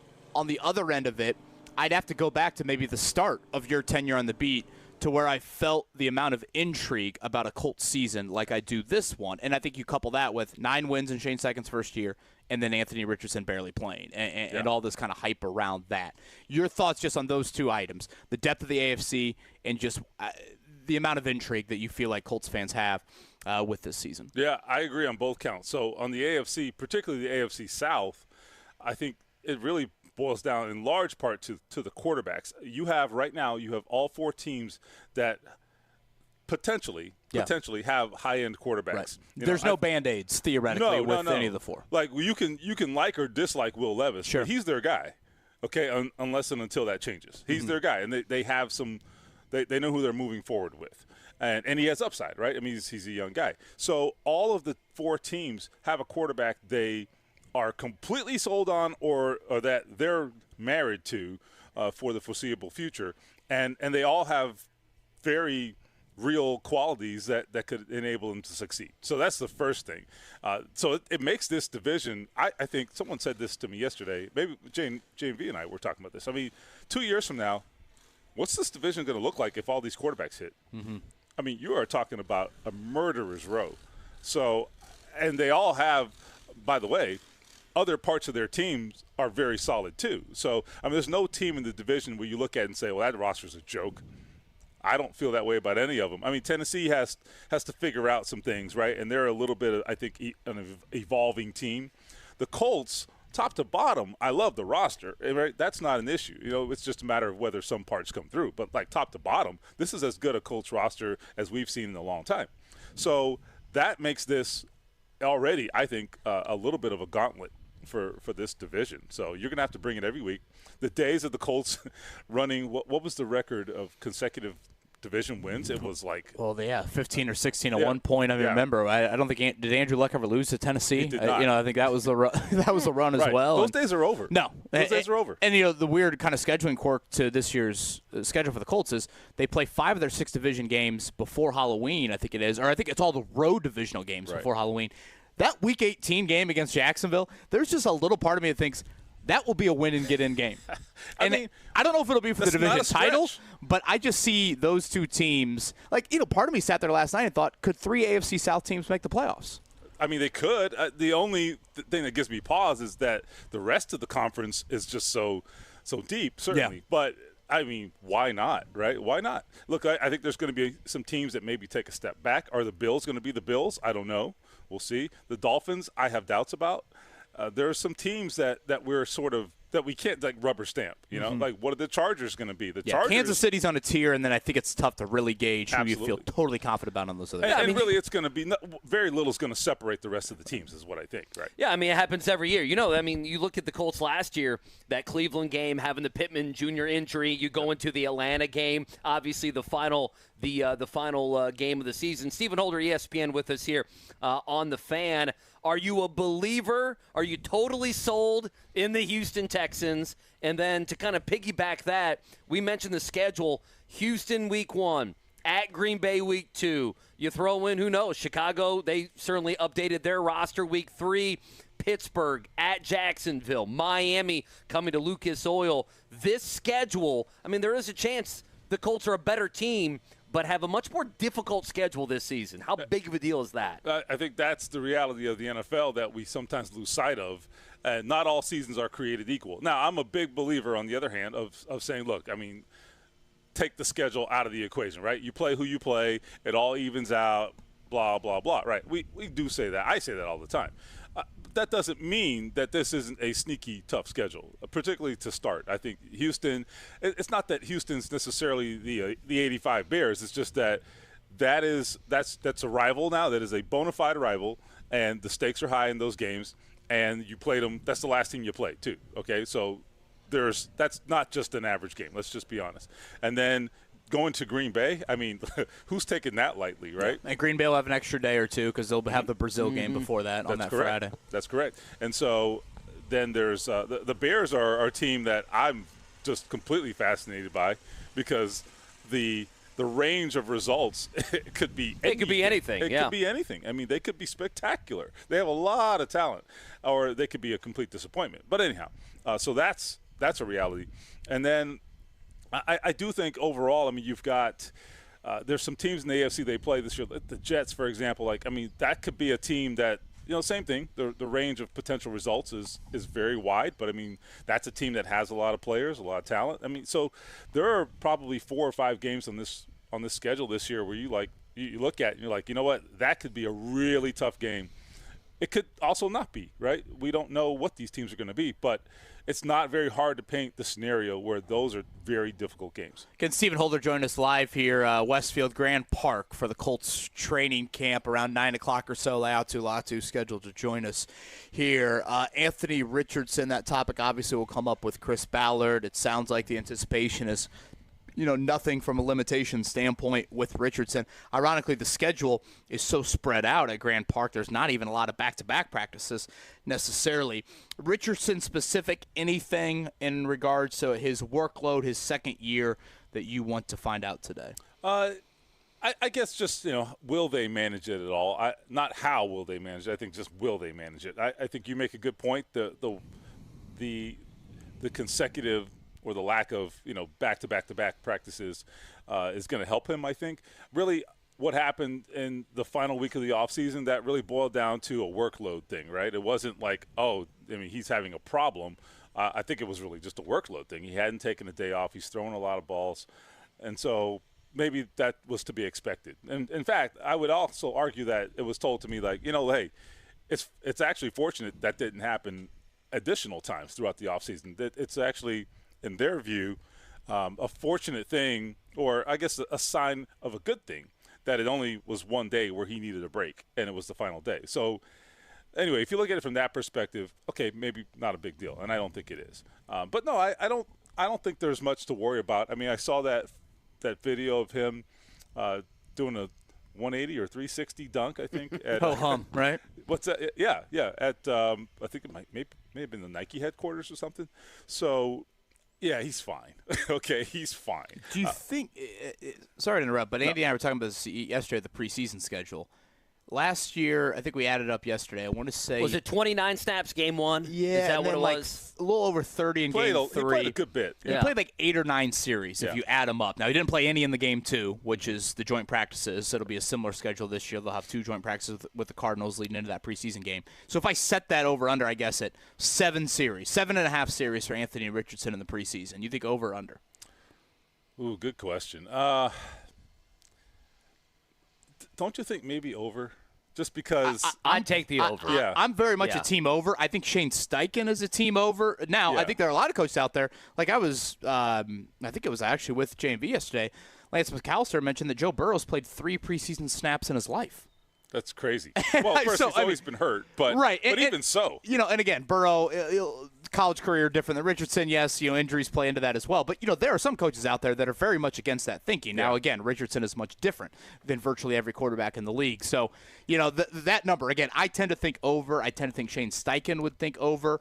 But still, if you're eliminating a full game, that just leaves your opener, which is literally 2 weeks from Sunday, and then that final preseason game in Cincinnati, ironically, as the 2 times for him to play that much. Yeah, I actually do think it's a sneaky, fascinating question because how do you handle the preseason with him? I think I assure you, they have had extensive conversations already about that, probably including Anthony in those conversations, and I think that's something that we probably start asking about pretty soon here in the next week or so, because it is important to how they approach the preseason. Because if he's in the game, you got to have that starting offensive line in the game, and you got to give him some guys to work with. So it affects everybody. Yeah. Somebody let Ryan Kelly know that Anthony Richardson's going to play 8 series in the preseason. I hear your response to that. I hear Ryan Kelly loves the preseason. I heard he loves the preseason. He's going to love when they go to 18 games and in the next 2 years. He can't wait for game number 18. He can't wait for it. Yeah. Big proponent. It's coming. And he'll hide his opinion from you on that, won't he? Big proponent of 18 games, Ryan Kelly. Stephen Older, ESPN with us. Do you think, 2-part question on tight ends, do you think they keep 4 or 5 tight ends? And if the tight end position could work out the way that they want it to work out, how do you think that would look? So I kind of lean toward the lower number. In fact, I mean, there's a case to keep 4 just because of the position. I understand it's a position that is very involved in today's NFL. It's also, though, a position where teams have historically gotten away with like 3 guys on the active roster. So I know they have a lot of guys, but you have to really justify keeping them, and particularly because at wide receiver, you're looking at maybe 6 guys there. If you keep they've got a rookie who they like on special teams. Ashton Doolin's back. Yep. And so I did the roster prediction recently. I think that may have come out today or something. I don't know. But it was yesterday. Yeah, we talked about it. It was yesterday. I had family in town. So Andy knows more of your work than you. Settle down. Thank you, Andy. It dropped at 8:21 a.m. No, there you go. I'm kidding. That's right. And so anyhow, please don't read it because you'll hold me to it as a reader, and it will not be accurate. But the point is, as I did that, I said, well, I can't cut any of these receivers because I lean toward them keeping them. These guys. So that then creates a question at tight end when you talk about numbers. I mean, you can't have – I say can't, but I mean you generally don't have, 11 or 12 pass catchers. I mean, that sounds a little insane. Right. They kept 5 initially last year and then moved Jelani Woods to IR. That's right. So that was their thinking then, and then obviously he never played. So right. They were trying to protect him there. It's a big number. But, I did the same exercise. It's a number that, right now on paper, I think you've got room for. Of course, 12 practices later out here, and we'll see how the injuries play out. Right, and that's always the how the decisions are driven, right, sure. is by health. The other thing I would say is that, let's see what happens, right? I mean, the cream rises to the top. You may have a guy who you didn't anticipate keeping, and now you're like, man, we can't put that guy out there because his tape is good, So those things haven't unfolded yet. So let's see. I mean, that's the beauty of it. We think we know what we're dealing with, but, frankly, things change. The other thing I'd say is that this roster, there's not a lot of open spots on this roster. So I think we know that. The veteran team kept everybody entire starting lineup back. So the available roster spots are very precious. Stephen Holder, ESPN, with us here live at Grand Park from Westfield. Stephen, I know players starting to trickle in, so appreciate the time, and we'll obviously be looking forward to having you on a little bit more here now that the season is here. All right, can't wait, guys. That's Stephen Holder right here on this beautiful Wednesday morning, and we are scheduled, Latu Latu, scheduled to join us around 9 o'clock. We'll keep you posted on if any other players will be hopping on with us. They're going to start to meet the media here in a few minutes. And just a reminder, Chris Ballard at noon today, and we will recap that, of course, on the show tomorrow. Yeah, Ballard at noon, Latu coming up in the 9 o'clock hour. We'll keep it going, hanging out here in Westfield. It's the Wake Up Call, 93.5, 107.5 The Fan.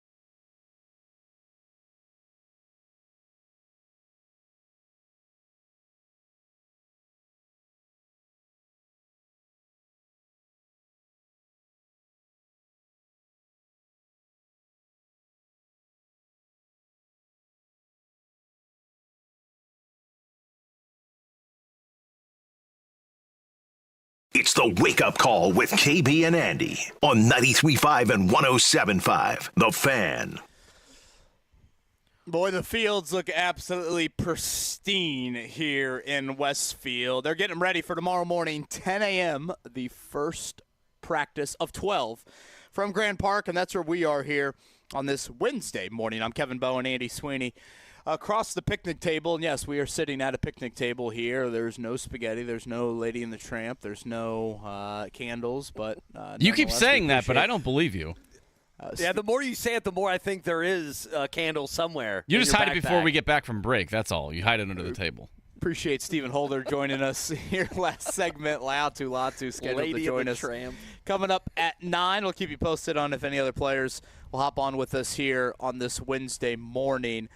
I've got a big defensive goal for the Colts this season. You have a big defensive goal for the Colts. Okay. And we mentioned this earlier, 28th in points allowed each of the last 2 years. And if you look at it, Andy, they literally are going full run it back plus Latu Latu. I mean, that's really it from a notable personnel standpoint. But I did want to hit on what Stephen Holder shared with us there early on in our segment with him, that at some point in this offseason, a team with a veteran corner pitched that idea to the Colts via a trade. It does not surprise me to obviously see the Colts say no to that sort of idea. I think I've said this for several months now. I think internally they are much, much higher on their corner group than a lot of people are outside of that building. Your thoughts, though, on Stephen sharing that news item? Yeah, listen, I'm not surprised. I'm not surprised that somebody called the Colts. I'm not surprised that they said we're going to hold pat on this. I just go back to, it feels like to the average fan, media member, whatever it may be, that we conditioned ourselves this offseason, KB, that they were going to add somebody in that secondary, whether it be corner, whether it be safety. We thought that was going to happen, and it felt like it was a for sure thing that it was going to happen. And so when it didn't happen, to me, that has opened up. There can be criticism at different parts of the roster. But to me, the secondary, if the secondary isn't good enough and you get torched week 1 against Houston and Jordan Love and the Packers do it week 2, and we're sitting here with Miami on the schedule, Jacksonville a couple times, Houston again. And listen, I don't think the Steelers will have a huge passing attack, but you understand what I'm saying. And we leave after a few weeks saying, hey, it's not good enough. That is an area of vulnerability, I would say, potentially for Chris Ballard and this team. Now, the flip side of that is if Ballard got it right and, this secondary does grow up and a guy like Nick Cross and a guy like Juju Brents, and they grow in to those roles and guys play maybe above, as you would say, the back of their baseball card, that's another conversation that would be out there. But, I mean, it is worth throwing out there that they have had, whether it's through free agency, the draft, or at least multiple trades. We go back to L'Jarius Sneed as well with the Chiefs a few months ago. They have had opportunities to add new blood to those positions, and they flat out have not done it. My biggest defensive goal, Andy, I wish it were a little bit more black and white than what I'm about to share. I wish it was kind of like easily accessible to the box score, even, the common fan, I guess. But what I want to see from this group, and I feel like you have not gotten that in recent years, and it's why I continued to hammer home, don't forget about edge rusher when the draft rolled around. Don't forget about that. Even though on paper they look like they've got the bodies, I want to see a defense that disrupts quicker. Can you disrupt the quarterback at a quicker, earlier in the shot clock manner, if you will, than you have in years past? And again, that can happen in a multitude of ways. That can happen with more consistent pressure. That can happen with your secondary being a little stickier, if you will, early in those pass routes. Too often, to me, quarterbacks have gotten into too comfortable of a rhythm in facing the Colts. And I think it comes from a lack of consistent pressure, and I think it comes from a very vanilla secondary, whether that be from a coverage standpoint or just how you decide to game plan against an opposing defense. I've always found this very confusing, that Shane Steichen is such an innovator and such a week-to-week thinker, and he is certainly one that would admit that the defensive coordinators that have the exotic playbooks are the one that make it difficult on him the most, that the Colts don't go down that path. They have not elected to do that. So whether it is with your pass rush, your front four, whether it's with blitzing a little bit more, certainly the Colts are in the basement of the NFL when it comes to blitzing, or whether it's with your coverage, playing more press man, or just generally your zone coverage being a little bit, again, stickier. If you create disruption at a quicker, more consistent level, then I think this is a team that can play deep into the month of January. But if you don't do that, you're going to be 28th in points allowed. Well, is that the reason why they're not upgrading the secondary? Is they're saying, hey, we're going to make our defensive line. Our defensive line is going to do what Kevin Bowen's talking about. To answer your question, yes, that's probably what their thought is. That's probably the answer. Now, I would counter that and say, wait a minute, I just listed multiple areas where you could create more disruption. Yes, you can do it with your front four. Yes, that's why you drafted Latu. But you can also do it with more blitzing. You can also do it with a variety of coverages. You can also do it with improving your personnel in the secondary. And I sit here and think, why not take as many chances to check those boxes as possible? Because, again, you have the ability from a schematic standpoint, blitzing and coverages, you can do that without going out and spending Jim Irsay's money. So that's where I sit here on July 24th and think to myself, the biggest goal for this defense to me is, can you create disruption at a quicker and more consistent level? Because I don't need to remind anybody, but I will, of the quarterbacks on the schedule and how different they are than last year's quarterbacks. I've said it to you numerous times, Andy. 10 times last season, you faced a backup or a rookie quarterback. 10 times. That is a schedule gift from the gods. You're not going to get that unless injuries occur week in and week out. First off, the AFC South, and we just talked about it with Stephen Holder. Especially if Levis is better. Much better quarterback division than it has been in years past. And then if you want to go on top of that, you face Tua. You face Love. You face Aaron Rodgers. You face Josh Allen. Jared Goff, I think, is now all of a sudden fallen into a group of a pretty quality quarterback. We'll see where Caleb Williams is at. That to me is a far different cry than what you had this time last year. So if Gus Bradley and the personnel on that defense, if they can do that, disrupt quicker, then I do believe this Colts team has a chance to all of a sudden be showing up late in the season, in which they haven't in years past. Now, this is kind of a version of what you were talking about. I thought you were going to go with, you want to see the defense be able to close games at a much higher rate. They need to get to the quarterback in the fourth quarter. I feel like those two kind of go probably hand in about hand. the same. Yeah, if you like, okay, so what's the domino effect if you disrupt more consistently? Well, you probably create more turnovers. You probably are able to limit points. You're not going to be 28th in points allowed. And to your point, you probably are able to close out games. But, for me, it's sometimes that stuff doesn't show up in the box score crystal clear. And by that I mean this. Okay, you're C.J. Stroud, and that first play of the game is scheduled to go to Nico Collins. Let's just play this out. The Colts bring a blitz on that play, and E.J. Speed gets to C.J. Stroud before he takes that fifth step or that seventh step in his drop. And instead of chucking it down to Nico Collins, he dumps it to Devin Singletary for 3 yards. For 3 yards. And it's 2nd and 7. There is little way in the box score to feel that play. It might show up as a pressure for E.J. Speed, but in reality, we move on to the next play and say, it's a 3-yard play, and we just kind of move on to second down. But in reality, what you've done there is you've potentially taken a 70-yard, whatever that play was, 60-yard touchdown to start the game, and you've turned it into 2nd and 7. Like, that is what I'm getting at of. Again, it's going to be difficult to obviously read it, but if those plays can become more routine and you take away that potent threat from opposing offense, then I think you're talking about a team that can have a real chance. You're looking at quarterbacks, and injuries happen. So, I'm kind of moving injuries aside. Again, it's not fair to do that. I'm also, kind of giving, maybe Will Levis, not the benefit of the doubt, but that Will Levis is going to be, maybe he's going to be better. The Titans are going to be a step or two better than what we saw last year.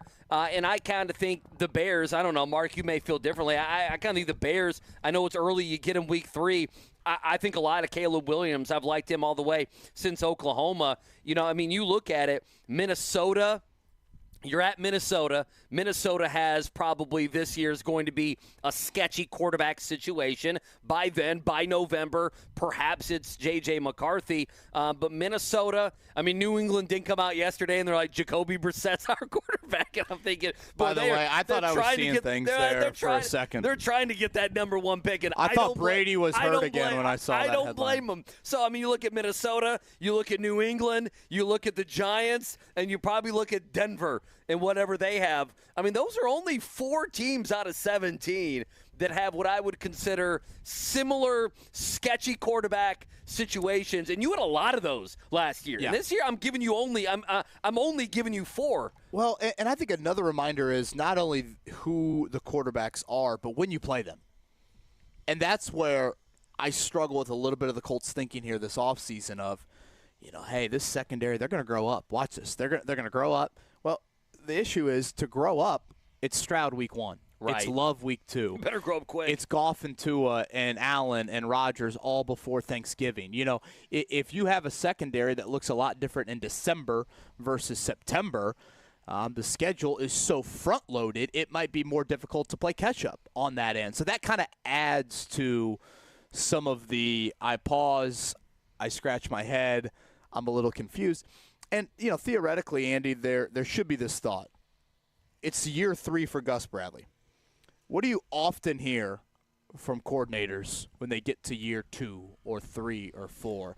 Now the playbook's more open. Yeah. Now you're going to see our system evolve. Now we don't have to be We have all the plans for my vanilla. scheme. We were trying to be simple and play fast in the early years. But that's not really the thought with this defense. It's not one that has all this exotic nature to it. And so that's where I go back to how can you create more disruption? And you mentioned the Colts are sitting there saying, well, we'll just do that with our front 4. Well, sure, that's one avenue, but you could do it with variety of coverages, with a variety of, fronts and blitzes, and it doesn't have to be just all personnel driven as well. I am now. We've talked about this, and this is not even a Gus Bradley thing. I mean, it is, but you'll see what I mean. I am surprised that Steichen did not bring in somebody, his guy, in year 1. Are you not surprised? And then he went year 2. I know we talked about it last year. It's almost as if the way he treats his defense is not the way you mentioned being multiple on offense. Okay, why are they not that? You mentioned not blitzing on defense. Well, it feels offensively with Anthony Richardson that if he's healthy, they're going to be in attack mode. This is not going to be we're going to sit back, right? I mean, this is going to be Shane Steichen offensively attacking. I think that is low-key probably one of the questions he may not want to answer over and over again. I am interested in why he felt the need, if it was more of a Ballard thing, for Gus Bradley to be here. Usually a new coach comes in, a new regime comes in, just about everybody stays. A lot of times the defensive coordinator does not stay. I'm surprised by that. I'm trying to think of reasons why. First off, familiarity with them from their Charger days, so it's not like he totally was foreign to him. Right. You're hired late in the cycle. Shane got hired, right after the Super Bowl? That's probably a better excuse than any, Another would be, Chris Ballard clearly is fond of Gus Bradley on that end as well. So I don't know. I don't know if those are valid reasons, but I'm just trying to throw out a few reasons. Just a reminder, Latu Latu scheduled to join us here coming up at some point in the 9 o'clock hour. Players starting to trickle into Grand Park.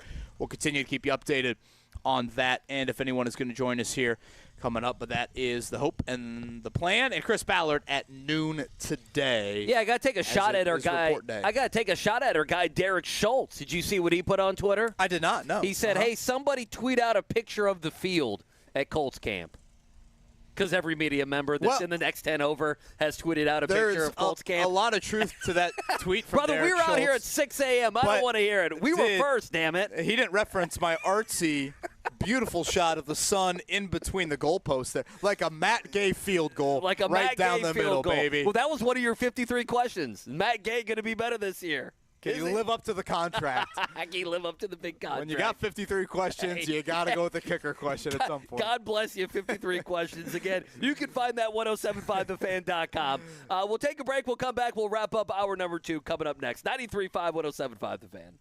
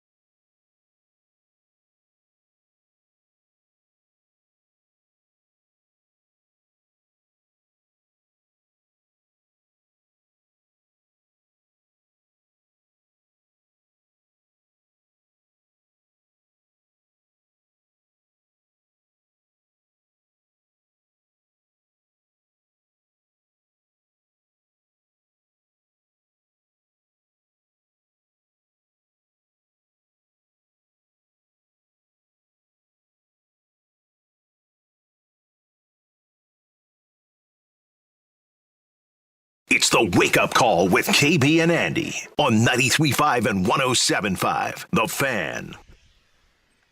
Just a glorious Wednesday here from Westfield. Not too hot, dude. really. It couldn't be better out here, honestly. I think a little steamier this weekend. Again, Saturday and Sunday practices coming up for the Colts. Their first day out on these fields, which do look like Augusta National, coming up tomorrow morning. That is a 10 a.m. start time.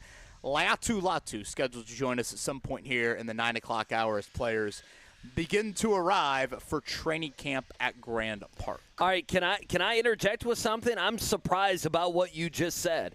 You compared the grass here in Westfield to Augusta National. Look at that. Yeah, listen. You could eat off that. You could pick poop off that grass. It Easy looks now. Immaculate. I know, but Augusta National, for golf guys is, hallowed ground. It's heaven, if you will. I can't believe you would call anything heaven. My God. What's the term JMV uses when he gets excited Sports about arousal. Things? Sports arousal. I look at the dew coming off that grass there, and I must say I'm glad we're a few feet apart right now.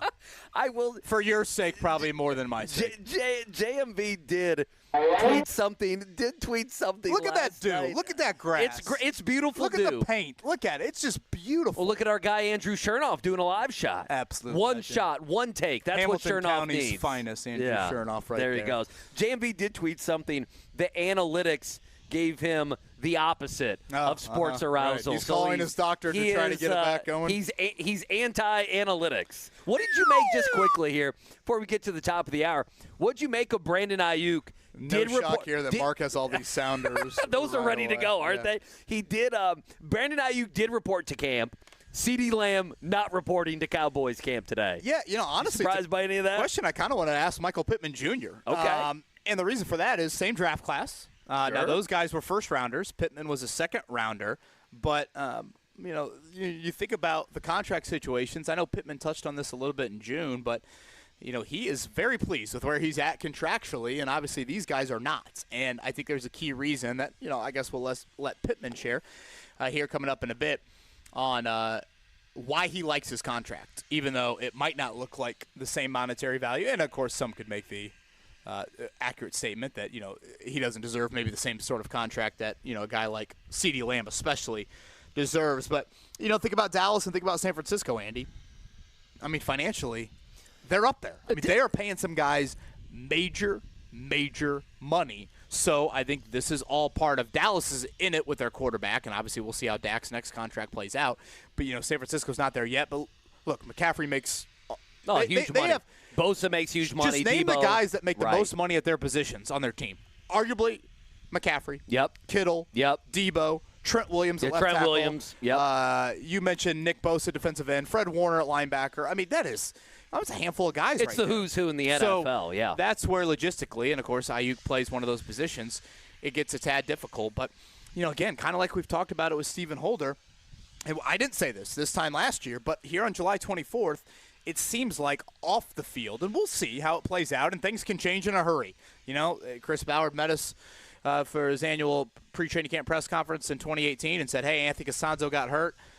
Trained in the offseason. We'll monitor his hamstring as training camp unfolds. And what happened? Costanzo missed the first 5 games, and I think they started 1-5. So you just never know. But right now, you compare them to the other 31 teams, the news cycle is just not what it looks like elsewhere. No, it's not. I mean, obviously Anthony Richardson and how they manage that and his injury is going to be number one, and then we'll see what else pops up. I mean, the Cowboys had the worst offseason of anyone in the NFL, did they not?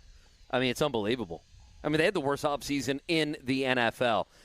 I think the number was, they only spent it was under $20 million in free agency total. That's what they spent. And they're the Dallas Cowboys. Everyone else is spending up over $100 million. If that's bringing in if that's new guys, if that's team running back, you bring in some of your own guys. I mean, whether it be quarterback, wide receiver, Micah Parsons, they're just listen, I know ESPN's going to force the Dallas Cowboys down your throat. This is actually one of the times where they're actually probably doing the right thing. They had a disastrous offseason. I'm guessing Dak is not there next year. If I had to guess, I would say Dak is not going to be back next year. The other item of note here, again, Chris Ballard scheduled to meet the media coming up at 12 o'clock. Part of what you'll see today, could be any of these roster moves. Do you put guys on, PUP list, NFI list? NFI stands for non-football injury. That is what Costanzo went on, if I'm not mistaken, back a handful of years ago. And we saw yesterday at the Eagles, Cooper DeJean, their first-round pick out of Iowa. So, if you're trying to kind of gauge where you're at from a news item standpoint, those are the things ahead of tomorrow's first practice that you could see. Now, some guys come off those lists very, very quickly, and their absence would be very late. And then a guy like Juju Brents from last season, it can linger a little bit as you get into camp as well. So those are just some things to note as we await Chris Ballard coming up here today around lunchtime. Yeah, I saw the Eagles say that he got DeJean got caught in an odd spot with his leg in some sort of training, obviously away from the facility. They made it sound like it was sketchy. I don't know. Sounded sketchy and not sounded good. Sketchy. I would say those are ways to describe. Yeah, I mean, those are just things you don't want, right? I mean, they're just injuries are going to happen. I mean, that's the thing that we can't forecast this season, right? We can't forecast who's going to be injured, when they're going to be injured, how long they're going to be injured, what the fallout is, how deep are you at a particular position, deeper maybe at an offensive line or a defensive line. If someone goes down in the secondary, obviously that would be a big problem as well. Latu Latu, he's going to join us here next hour. We'll talk with him. We'll keep it going. We're hanging out Colts Camp Westfield. Wake Up Call 93.5, 107.5 The Fan.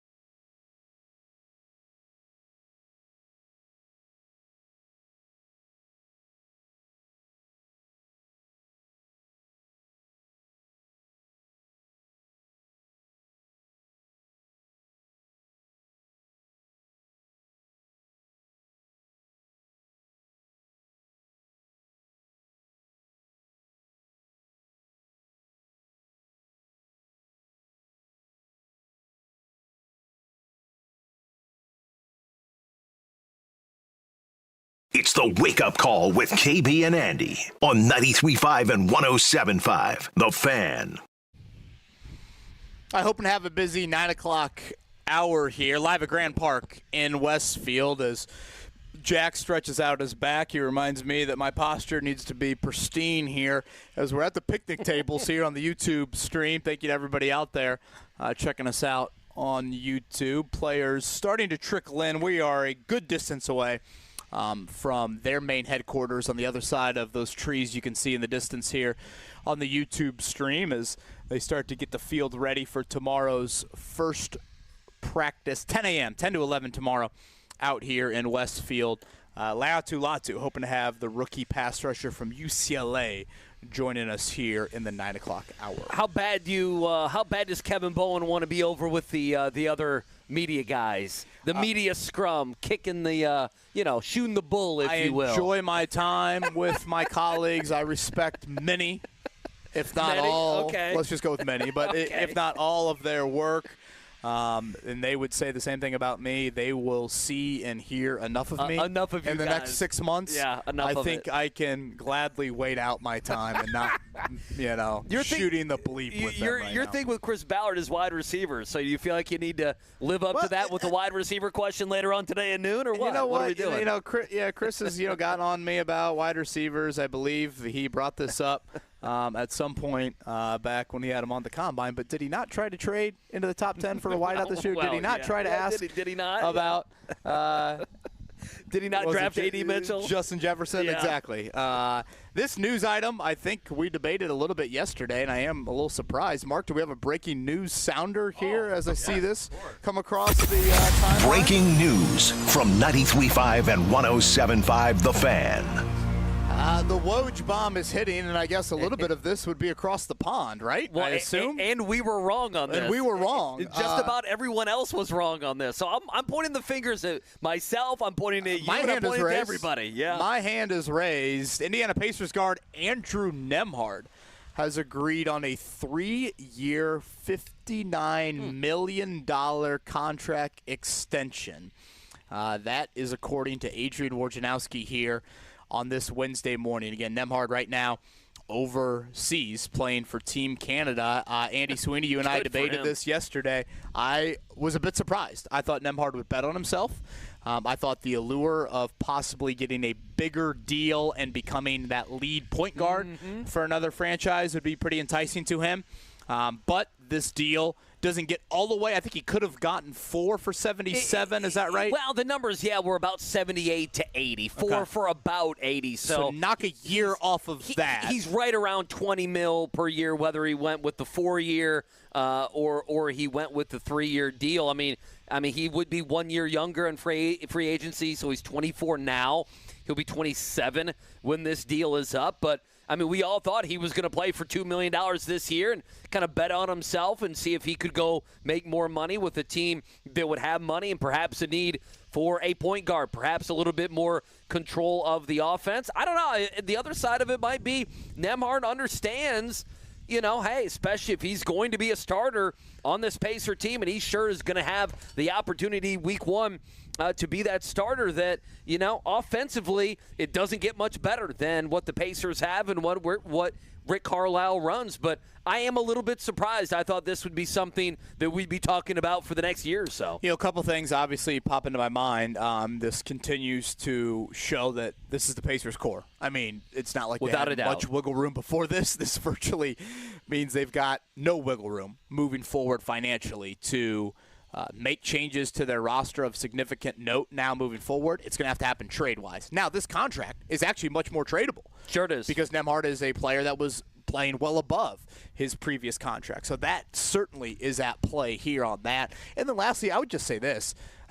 Absolute credit to Kevin Pritchard and company for the scouting of Andrew Nembhard, the belief that he could be something, Rick Carlisle and that staff for some player development on that end, and also Nembhard. And, part of this probably helps kind of his college experience. He played on a very good Gonzaga team, and whether he was with Jalen Suggs 1 year, without Jalen Suggs the next year, he played in a variety of roles. But he has handled this beautifully as an early second-round pick. Remember, he said no to Team Canada last year, elected to play in the Summer League. You know, you want to talk about, we've debated this with Zach Edey, you want to talk about quite the decision. Now, Nembhard, you know, Team Canada could have looked at that and said, wait, you're going to say no to us the year before an Olympic year? That's not the impression to make on our coaching staff. What does Nembhard do? He goes to Summer League, plays well. The Pacers say, whoa, he's earned a very consistent role for us. He turns that into a really nice season. Second year here with Indiana, and lo and behold, of course, he's now playing, you know, a pretty important bench role for Team Canada. Yeah, I think there's two things. I think, number one, the Pacers have shown, again, some people may not like this. It's whatever.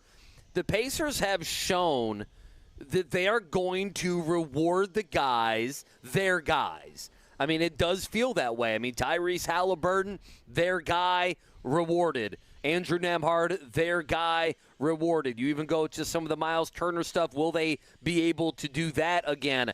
They bring over Pascal Siakam. It works out. They're immediately rewarding him. So, you know, this is, you mentioned this is going to be the core. This is their core, and they're rewarding players. And, you know, he's one guy they brought in and were able to draft in the second round. The question I would have with Nembhard is, now what? What you know, are you betting on the next 3 years that this guy's taking another step in his game? And if so, what does that step look like? Not everything is a box score, right? But, I mean, last year he was about 9 points a game, you know, right around, 3 or 4 assists a game.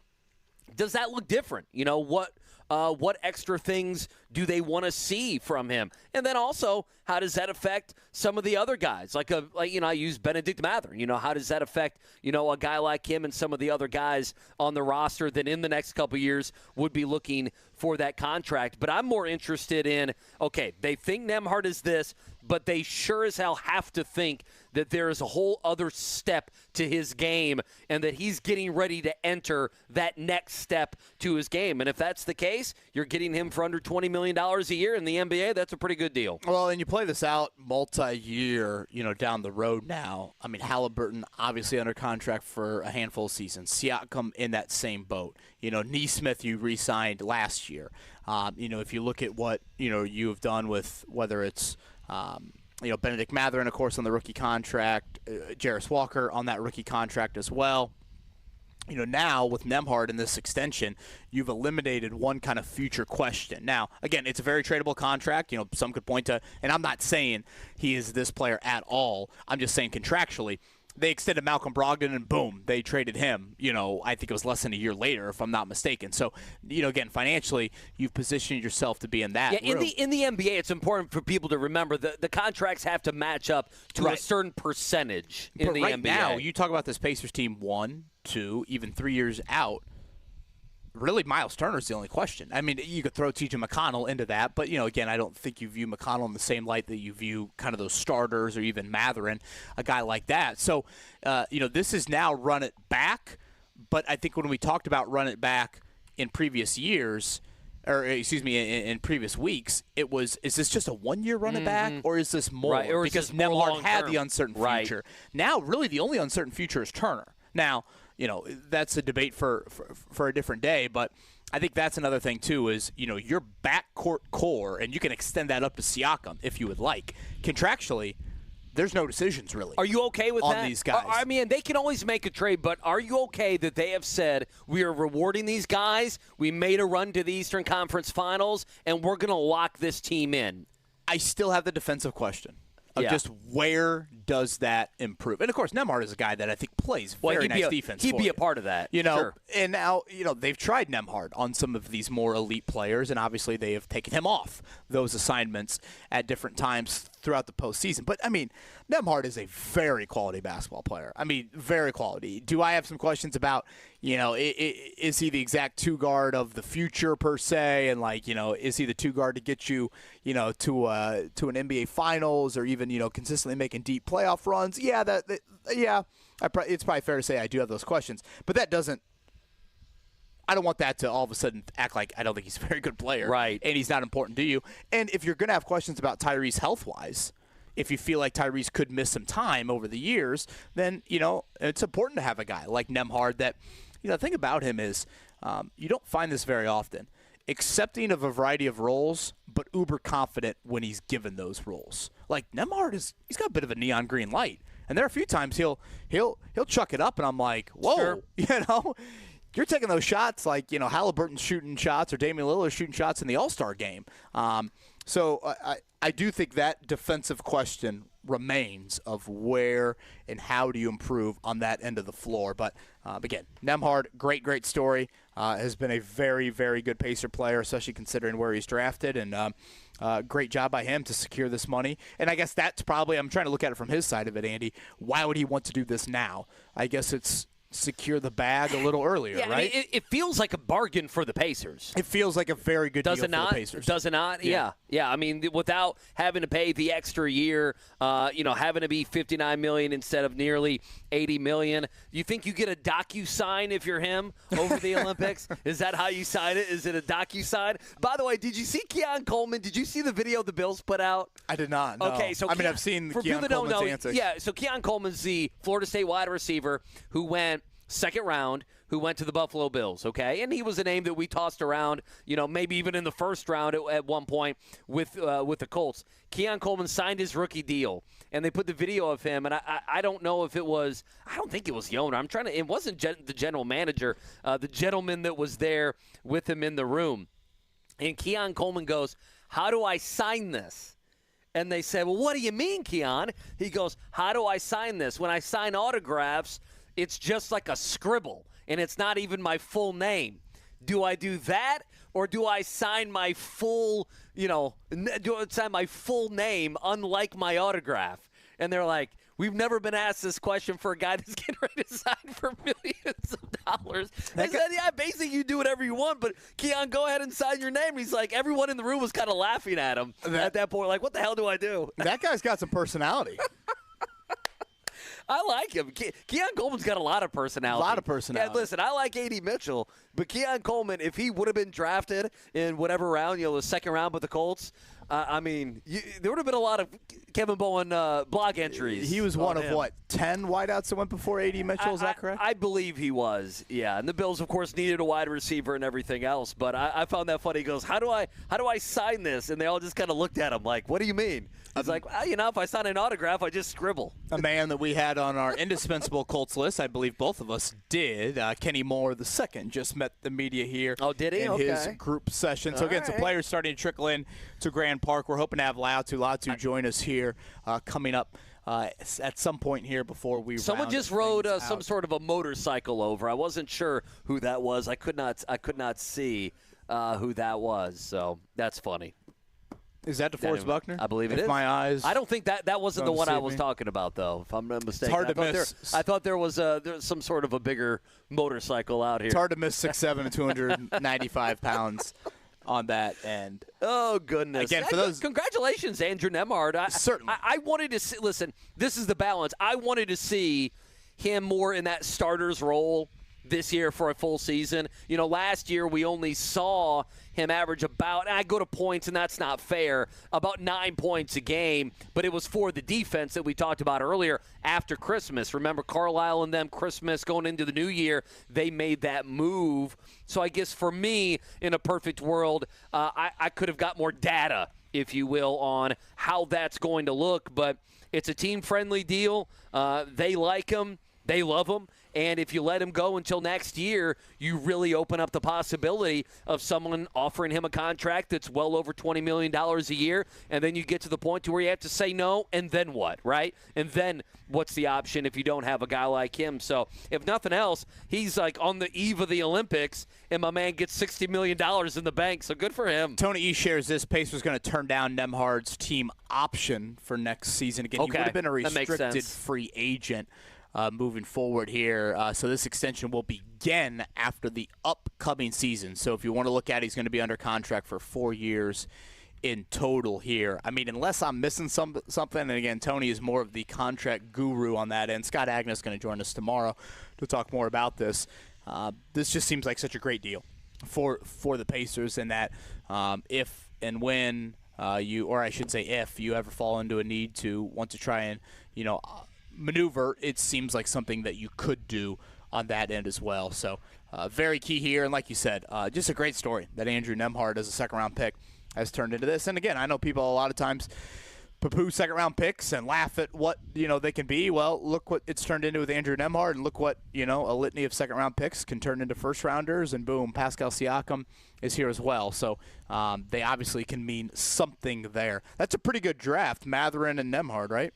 Yeah, it's not bad. I mean, Mathurin be looking for his money at some point. I think also, and I know it's like this in sports. It's like this in pro sports. So it's like, yeah, Sweeney, of course, they got to win. But, there is an added, hey, we made the Eastern Conference Finals, and then after we made the magical run, we took care of so many players, right? And we dedicated that for the next 3-ish type years, this is going to be our core. Again, we go back to these are always contracts we can move, but, I mean, you look at Nembhard, you make that big run to the Eastern Conference Finals. Andrew Nembhard was at the front of the list of guys you wanted to take care of. Obi Toppin was on the list of guys you wanted to take care of. Obviously, Carlisle with us talking about objective number one is Pascal Siakam. So whether it be Siakam, Nembhard, Obi Toppin, obviously they've committed everything to Tyrese Halliburton as well. They have made that commitment that this group, they feel like, is a group that we should now expect to be able, and that's the way I view it, that, hey, you guys made this magical run. Your best basketball's in front of you. Let's be back in the Eastern Conference Finals next year, right? I mean, you have paid these guys to kind of get you back to the promised land, and so that is now the expectation that is the case. And I would say this as well. Probably there's a couple guys, who are younger who may not feel this way, but much like the Colts, the Pacers will enter next season. Miles Turner will be the one question without a bunch of people griping about their contract. The Colts, we feel that this time, right? Pitman got his contract. Jonathan Taylor got his contract, and other guys, they brought back Kenny Moore, you mentioned, who just met the media. He got his contract. That there's not going to be the storyline of dissatisfaction with money. The Pacers will have that, and the Colts have it out here today. I cannot recall a time where the Pacers and Colts both fall into the real intrigue about both of their upcoming seasons, and in different ways. Yeah. But I think both of them fall into that category as the Pacers maybe a little bit higher expectations than the Colts right here, right now on July 24th. But still, it's been a while for these franchises. I think we're used to it. Maybe if you go back to the 2000s a little bit, I guess if you want to tag the end of those Reggie years, but certainly that will be the case here. Let's go ahead and hit a morning check down. Again, I think we're hoping to have Latu Latu join us at some point here in the 9 o'clock hour, so I want to make sure that we don't all of a sudden run into a commercial break when that is going to be scheduled. So let's go ahead and do a morning check down before that. The Morning Checkdown, brought to you by Butler Bulldogs Basketball. Season tickets are on sale now. Order by August 1st for your shot at the best seats in Hinkle Fieldhouse. Visit butlersports.com/buy tickets. All right, let's hear from some of the guys at Big Ten Media Days. Big Ten Media Days is ongoing right now. Lucas Oil, reminder, coming up on Thursday around 12:30 or so. Kurt Cignetti and Indiana, they'll be meeting with the media. But yesterday was about Ryan Walters of Purdue. We'll get to him here in a second. Big Ten Commissioner Tony Batiti, love that last name. Tony Batiti meeting with the media yesterday. And one thing, KB, we talked about in the 7 o'clock hour, the potential that whether it be the Big Ten football championship game or other events traveling out west, L.A., Las Vegas, obviously, with the addition of the 4 new teams. He was asked about that. Here's what the Big Ten commissioner had to say. Given the footprint of the conference, the cities that are now interested in hosting Big Ten champions has clearly expanded. And I think it's, we're really comfortable with the decision to stay in football here in Indianapolis for the next 4 seasons. We think it's the right thing to do. Having said that, I think you're going to see us begin to expand. I think it's really important to make sure that, markets around the country get to experience Big Ten championships. It's a really good way to connect the conference. So I think over time you'll start to see, the geographic footprint expand, keeping in mind competitive issues. Obviously, after our championships, teams go into the NCAA tournaments and championships as well. So keeping all of that in mind. But I think you can fully expect that over time you'll see the footprint of how we host championships change and grow. I think Vegas. You talk to people around Indy affiliated with trying to host these events. Vegas is somebody that is a real threat to wanting these sorts of events to be in their city there. But again, through 2028, the Big Ten title game. Now, I do think you fall into this boat a little bit of how much do you want the West teams in that Big Ten title game? Will they travel? Because now with the playoffs, it's different. In years past, it used to just be maybe one, maybe two, playoff games you'd have to travel to. Now, it could be 3 or 4, so that could impact exactly how big of an event that Big Ten title game is in Indy. But still, good news on that end. You want me to play the Walters, or you want to move on? I'll leave it up to you. Sure, Ryan Walters, Purdue head coach, yesterday obviously asked about being picked by the media. Of course, it's the media being picked to finish last in the Big Ten. Here's what he had to say. As much as you try not to, read things and opinions of your program or yourself or your players, you still hear it, right? If you're not reading it, your folks are, or your friends are, or it gets back to you. So I'd be naive not to address it with the team and not talk about the elephant in the room.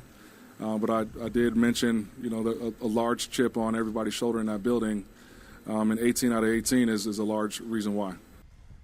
MLB scores from yesterday. Rain delay for the Reds. Cubs lose 1-0 to the Brewers. Cardinals 2-1 over Paul Skeens, who pitched great besides that. And now everyone watches the trade deadline. Indians 13-6 over the Iowa Cubs. Yeah, Team USA on the women's side, final tune-up before Paris. They're all over Germany, unlike the men. 84-57, your final there. What's the IU-based TBT team? Assembly Ball. Assembly Ball. Yeah, they lost last night, 82-79. They were down big, came all the way back on the Elam-Mendy. It looked like they were going to win the game. Miller Kopp missed a crucial layup. Of course he did. So they lost there again, 82-79. And one more Olympic update. LeBron James, we mentioned this yesterday, flag bearer for the United States. Coco Gauff as well, the other flag bearer, so congratulations to them. We'll keep it going. Latu Latu, hopefully we talk with him. Hopefully we do it next year. 93.5, 107.5, The Fan.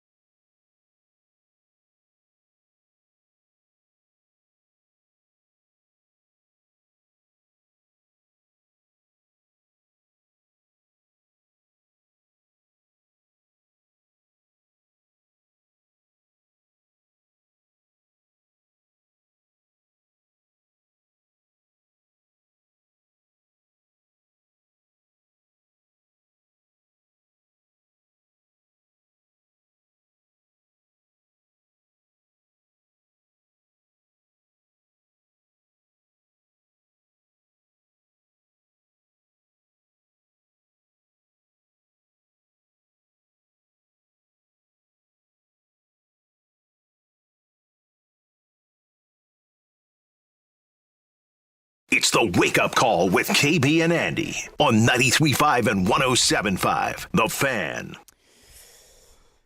More players starting to arrive here at Grand Park. It is day one of training camp. Practice one will be tomorrow at 10 a.m. Ryan Kelly currently meeting the media right now. Hoping to have Latu Latu before things wrap up here for us in Westfield. Obviously, tons of Colts news items right now, and sure to come later today. Chris Ballard to meet the media at noon. But Andy Sweeney, it was the Pacers that have stolen a bit of today's thunder.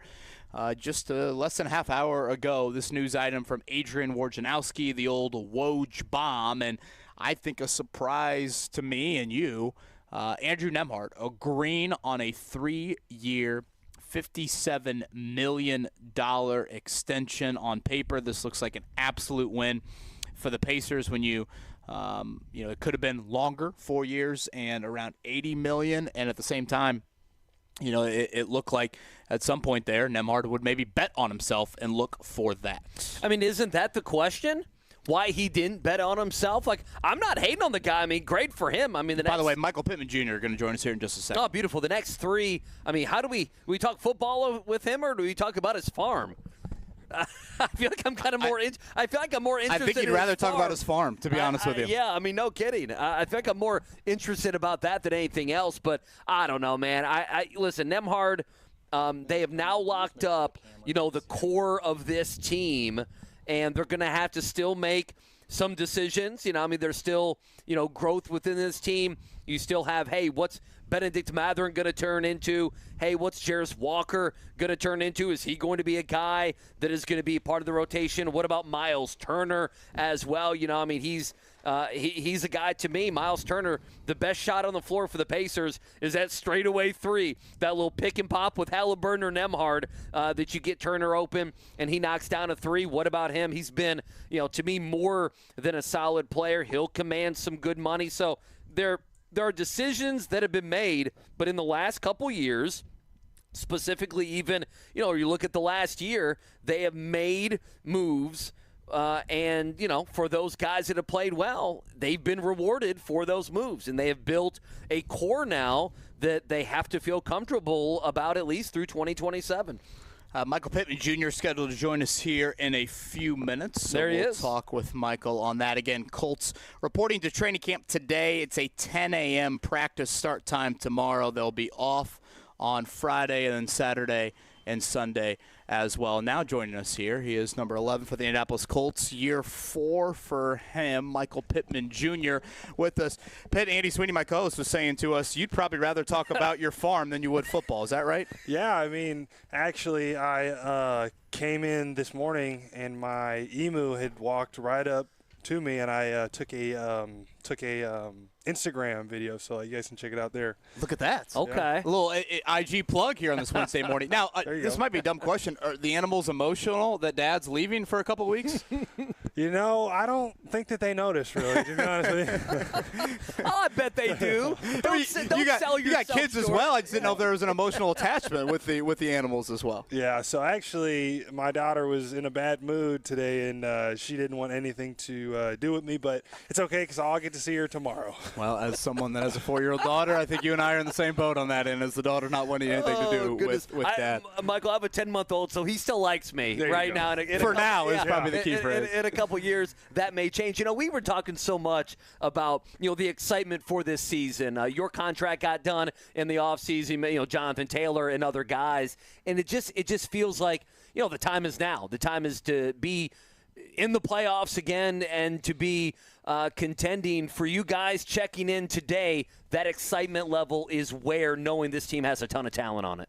Absolutely. I think that we just got to take it day by day, just know that we have everything that we need to take it that far, and we just got to focus on what we have to do right now and then just stack each day, and then I think that we'll look up and we'll be in a pretty good spot. You've always been a pretty big individual goal guy. What are your goals heading into this season? Yeah, so I have a lot of goals. I actually haven't narrowed them in yet because it takes me a while, almost like a couple months to really narrow in and lock in on them, because I set goals. So I set my overall goal. Like, it almost works like a big pyramid. So, like, my number one goal, like, what is that? And that is Super Bowl win, right? And then under that I have 3 goals, and then under that I have my targets that are my like weekly to monthly targets, like, hey, like I have to be doing this. And then I have my daily targets that, hey, I have to catch 300 balls this day, I have to catch, or I got to run this many routes, I got to do this, I got to watch this much film, and those are my daily targets. And that's how I keep on track is like I can like look back by, hey, I did this, this, and that, but I forgot this, like I need to get back on it. And it kind of just keeps you like on a straight line. Does that touchdown number, when you think about that big number, where's that on the goal list for this season? So that one is 10 plus. So that's one thing that we're really focused in on this year is scoring more. Michael Pitman Jr. with us. A.D. Mitchell gets drafted in round number 2. I know every media guy over there is going to ask you about this. They probably already have this morning. What is he going to bring to that wide receiver room, and how is he going to push you and everybody else in that room, you think? Absolutely. I mean, he brings a competitive aspect, and like he has something that we didn't really have before. Like, he's very shifty. I think the best part about his game is probably his releases. I mean, you cannot guard the guy, so he's going to be great for us. I have described you this way, and I hope you take that as a compliment. There's no USC pretty boy in how you play football. Thank you. Do you take that as a compliment first off? Yeah, absolutely. Like, you should be playing defense. Was there ever a time that you thought that? So I actually wanted to play defense. So the story goes, USC told me that I could play both ways. And then once I got there, they're like, no, you're playing offense. And then my favorite players when I was younger were Ray Lewis, Brian Dawkins, and Tyrann Matthews and Patrick Peterson. I didn't have any offensive Those are some dogs on the defensive side. in my top like favorite players. So I always thought that I would be an outside linebacker, maybe like a downhill safety. And USC forced me into playing receiver, and it didn't turn out bad for me. So, Did you play special teams there at all? Yes. So I played special teams for 3 of my 4 years, and then my last year I was just offense. Nationally, a lot of talk right now is around wideouts in the contracts. You know, right now, Brandon Ayuk this, C.D. Lamb that, same draft class as you. You mentioned this in June. I was curious if you could expand on it for our audience that missed it. You like your contract. Yeah. Why? Because you see some of the monetary value. It's like, wait a minute, if I could have waited a little longer, I could have made even more.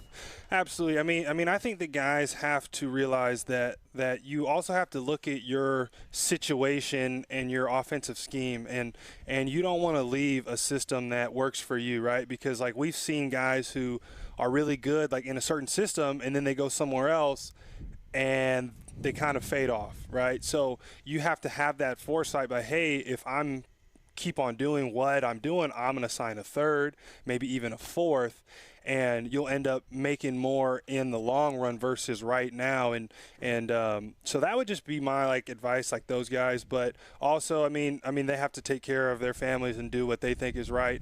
And to me, I mean, when you get to a certain amount of money, it's like you want to see your value with like other guys that you consider yourself, but like you get to a certain amount, it's like just like you don't really need more than that. So it's all kind of the same, right? So that's kind of how I look at it. Michael Pitman Jr. with us here on the Fan. So wake-up call on this Wednesday.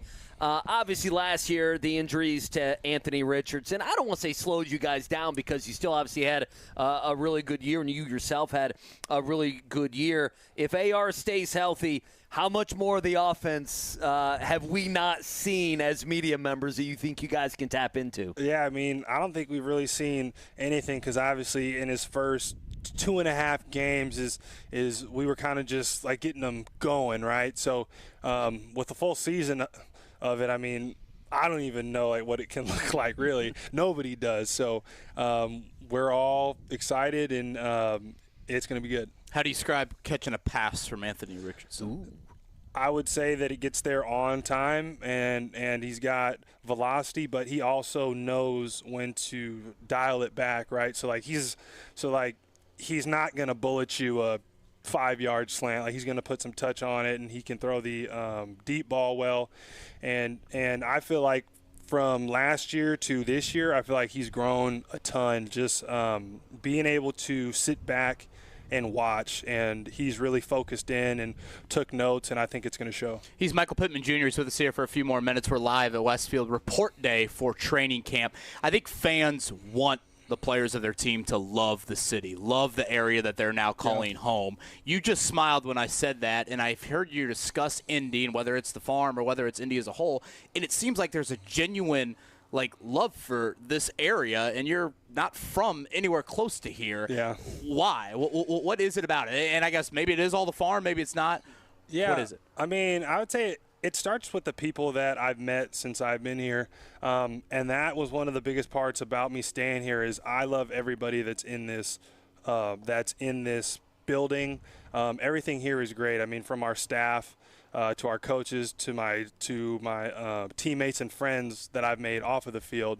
And it's just sort of like the family value that I see here. Obviously being from LA and being over there, like everything's just moving so fast. Like everything is a lot slower here, and that's kind of what we see, how we want to raise our kids, like in a slower environment that's like a little more family centered. Sure. Than California can be, because not all parts of California are like that, and like we still like going back and visiting, but we definitely wanted to call Indy home, so we got ourselves a farm, and we're farming now.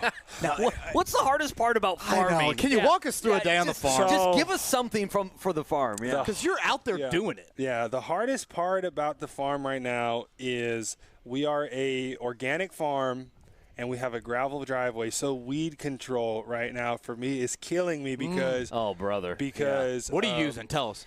So we have 30% vinegar, and we also have a weed torch. So I carry around a big 40-pound propane tank, and I have a torch, and I just walk and I torch all the weed. We need this on the Instagram. And I mean, I'm out there for poor weeds. Now I'm feeling sorry for the weeds a little bit.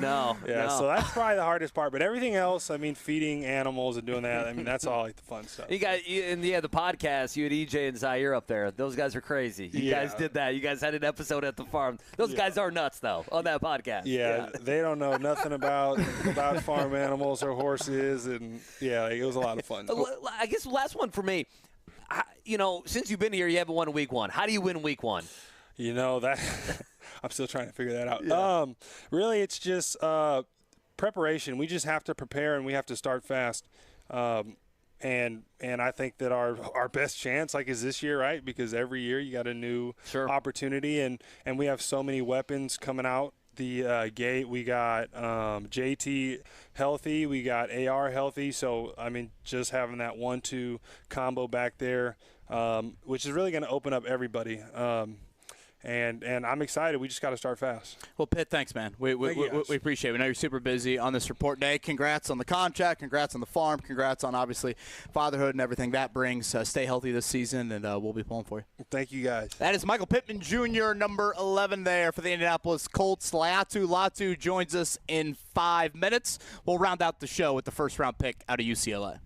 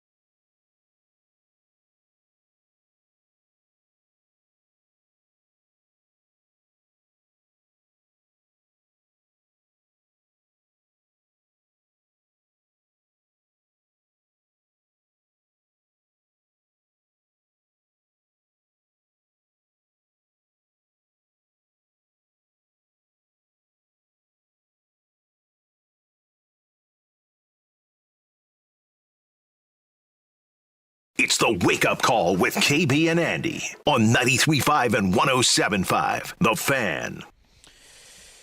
Boy, Michael Pitman Jr. outstanding with us here. That'll be certainly up on the podcast and the uber energetic filled Latu Latu, the rookie out of UCLA. USC, UCLA. Are they still rivals? Or are they banded together now in the Big Ten? Well, they're banded in the Big Ten, but no, they hate each other, right? Latu going to join us here coming up in a few. So nice, as we expected, a busy 9 o'clock hour, which began with a little Pacers news. Well, I did, yeah. We didn't expect the Andrew Nembhard news coming down today. We were all also wrong on that he would play this year and, $2 million and then he'd figure it out. One thing about Pittman, you mentioned about his love for Indianapolis and everything else. If he were at USC now, he'd see a lot of Indianapolis media days, sure. Potentially Big Ten championship game, and everything else with USC being in the Big Ten. I don't know when Lincoln Riley hits the podium or not as well, but Pittman's great, man. I mean, to me, I tell you, I know this is just media jargon. He's the consummate pro. Is basically how I would view him. Well, yeah, I think he gets it for your team. I think he gets it professionally, which is really important to Chris Ballard. He plays a position that's filled with diva. Did you hear any diva in those answers? Yeah, not too much. Sure, he wants double-digit touchdowns, but I think he looks at that as like, I need to do my part in that. And this is a guy that's had a litany of, I would argue, mediocre to bad quarterbacks in his NFL career. I guess that'd be a slap in the face of Philip Rivers to call him that, but the other three certainly would fall into that boat. And I just think there's a lot to like about how Michael Pittman works. I've said it a million times. I just said it to him. There's no USC pretty boy in how that man handles his play on the field or his lifestyle off of it, from what it sounds like. So, again, that'll be up on the podcast, and we'll close things out with Latu Latu here in a few minutes. I will say, as far as his farm goes, getting rid of weeds is about the worst thing. Weed torch, right? Which I guess in today's world could be thought of as a lot of things, right? I have one of those too, because we also have a gravel driveway, and he is spot on. You need a weed torch to get rid of that stuff. Also, you have one as well, Mark. I did not know This sounds like a weapon. It is. Well, I have to make sure the kids aren't nearby because they'll blow someone's eyebrows off. I mean, yeah, it could be used as one, I'm sure. I'm sure at some point some crime has been committed with a weed torch. We will hit on this probably a little bit more tomorrow, but players are also meeting the media right now, and some of the discussion, it can be a little generic on this move-in day, but something that Ryan Kelly said that caught my eye, Andy, was, hey, Otis, was Ryan Kelly mentioning contract extension. He is in a contract year. I'd have to double-check the age. I'm going to guess 31 for Ryan Kelly, maybe right around there, 30, something along those lines. And it sounds like, based off what Ryan Kelly said, we'll play the audio for you tomorrow. Yeah, 31. 31 years old for the Alabama product. He has approached the Colts about wanting an extension, and the Colts have said no thank you. Not yet. At this current time.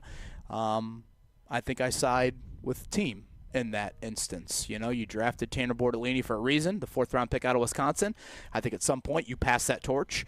Kelly has had a healthy recent run, but that has not always been the case here, over the last, 4 or 5 years. So I think I'm just fine with that, Andrew Nembhard, sure. That one makes a lot of sense to me. On the Ryan Kelly front, I get where the team's coming from and saying, yeah, he'd be 32 next year. Let's just pause things. And now interior offensive linemen, we see them play into their 30s, but Chris Ballard, I get why. A little bit of a pause button on that end. Yeah, I'm excited if we can get Latu here as well, just because I think that guy, I think he's going to bring an energy to the defensive line.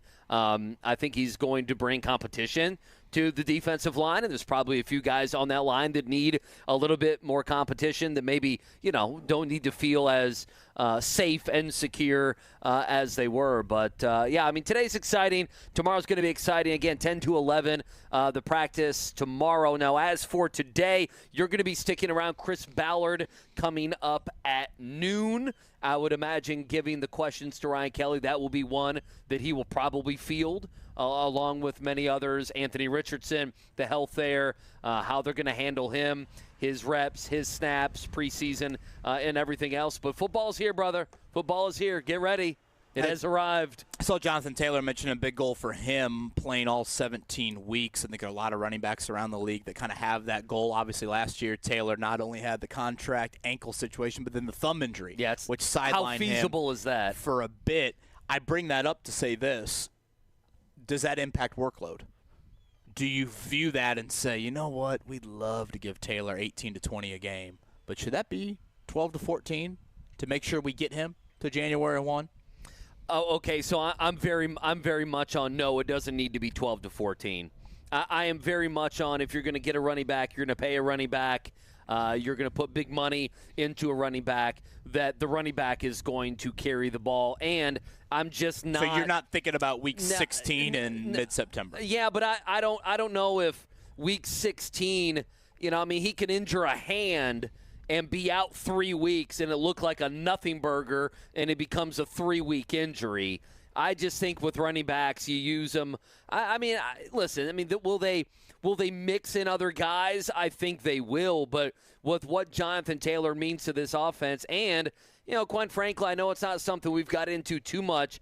I haven't totally been in love with, some of their backup options. I'm not sure how in love I am with Trey Sermon. I still would have liked to have seen someone a little bit more dedicated and proven in the NFL at catching the ball out of the backfield. That's where you can kind of give Jonathan Taylor a rest. But I don't know. For me, Jonathan Taylor, I want him to touch I don't know what the over-under would be, if it's like 16, 17 touches, somewhere around there. If it's 15 carries, 2 or 3 catches in the passing game, something like that. To me, I have, a 3-year deal with Jonathan Taylor. I want to use him as much as possible. The drop-off between Taylor and the next guy, to me, is as substantial as maybe just about anything else on the roster. It's what we did last week, most indispensable players. It's why Jonathan Taylor was right there in the top 6 or 7 on both of our lists. Hoping to close things out with Latu Latu here in a few minutes, so we'll do that. Again, as Andy said, Chris Ballard going to meet the media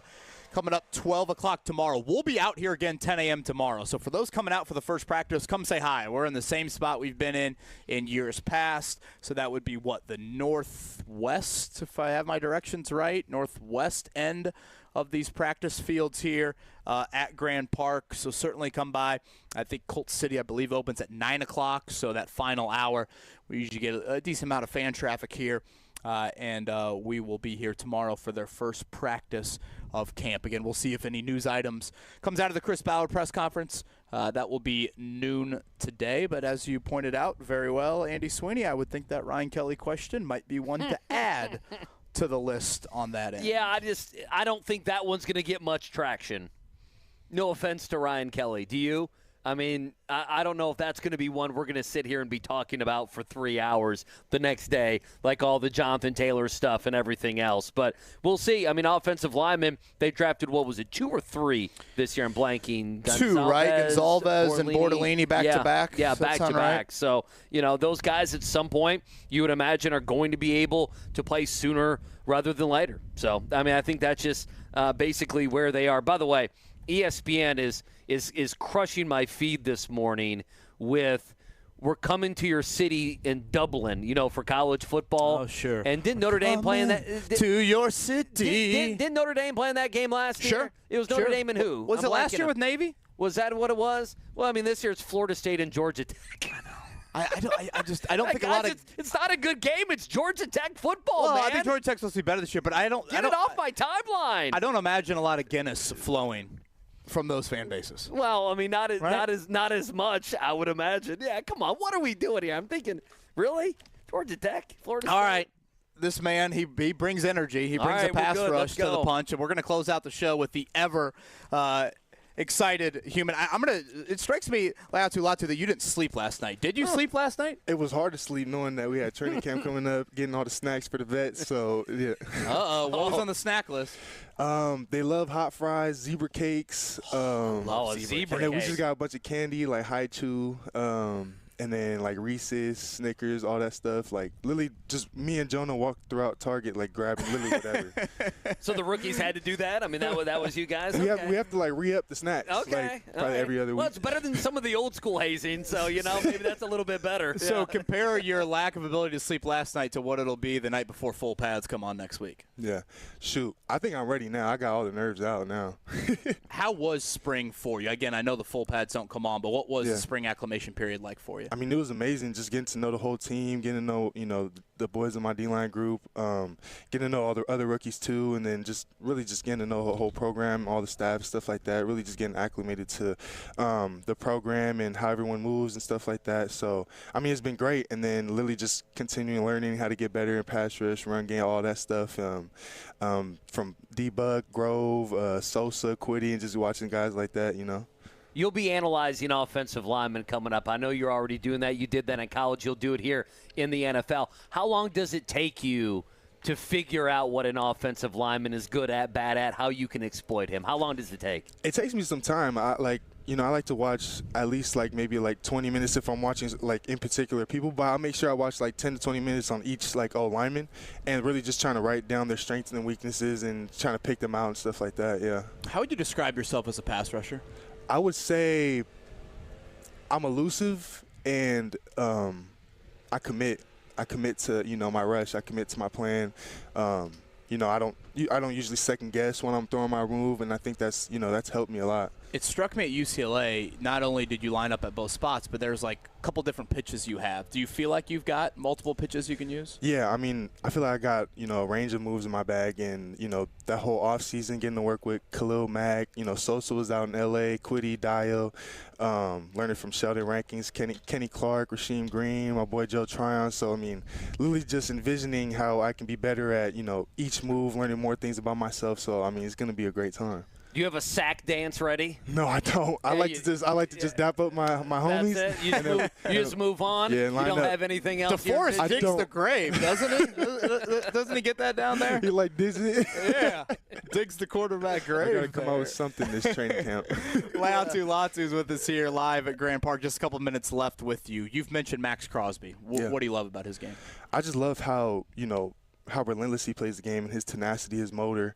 I mean, for me, in what I've went through, like your last, that is, means a lot to me, playing every snap like your last, or, and I'm taking it to the real world, whatever I'm doing, to do it like it's my last opportunity doing it.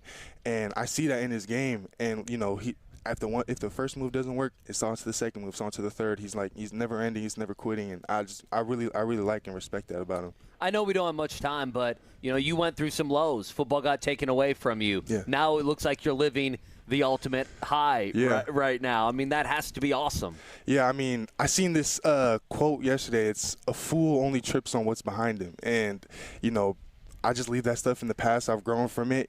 That's God testing me. And, I'm here now, and I can't wait to kill it with, the rest of the team. Where does this personality come from? It's so infectious. Where does that come from? I don't know. The way I grew up, how my mom raised me, and then, all the people that I've met in my life, I mean, they've all been there to guide me and support me, and I love being a positive person. I feel like I see the good in all people, and it's a joy to bring bright to other people's days. So well, it's a Hollywood story, and now it's here in Westfield, and you're here at the Indianapolis Colts. Congrats on everything. Thank you very much. It's pretty much. remarkable. I know it's a role model for a lot of young kids out there. So thank you for that, and Yes, sir. good luck this season. Of course, thank you guys. Latu Latu right here is. live from Westfield. A hell of a first day for us in capping things. Again, report day for the Indianapolis Colts. First practice coming up tomorrow at 10 a.m. That's a pretty good little finish there. Michael Pitman Jr. and Latu Latu. Yeah, I mean, no, infectious personality. I'm extremely excited to see him play. Extremely excited. I thought he was going to knock us over, dapping us up there on the way out. Dude's a big guy, man. He's a big human, brother. So, all right, good stuff. We'll be back at it out here in Westfield tomorrow. JMV coming up at 3 o'clock. Query and Company at noon. Have a good afternoon here.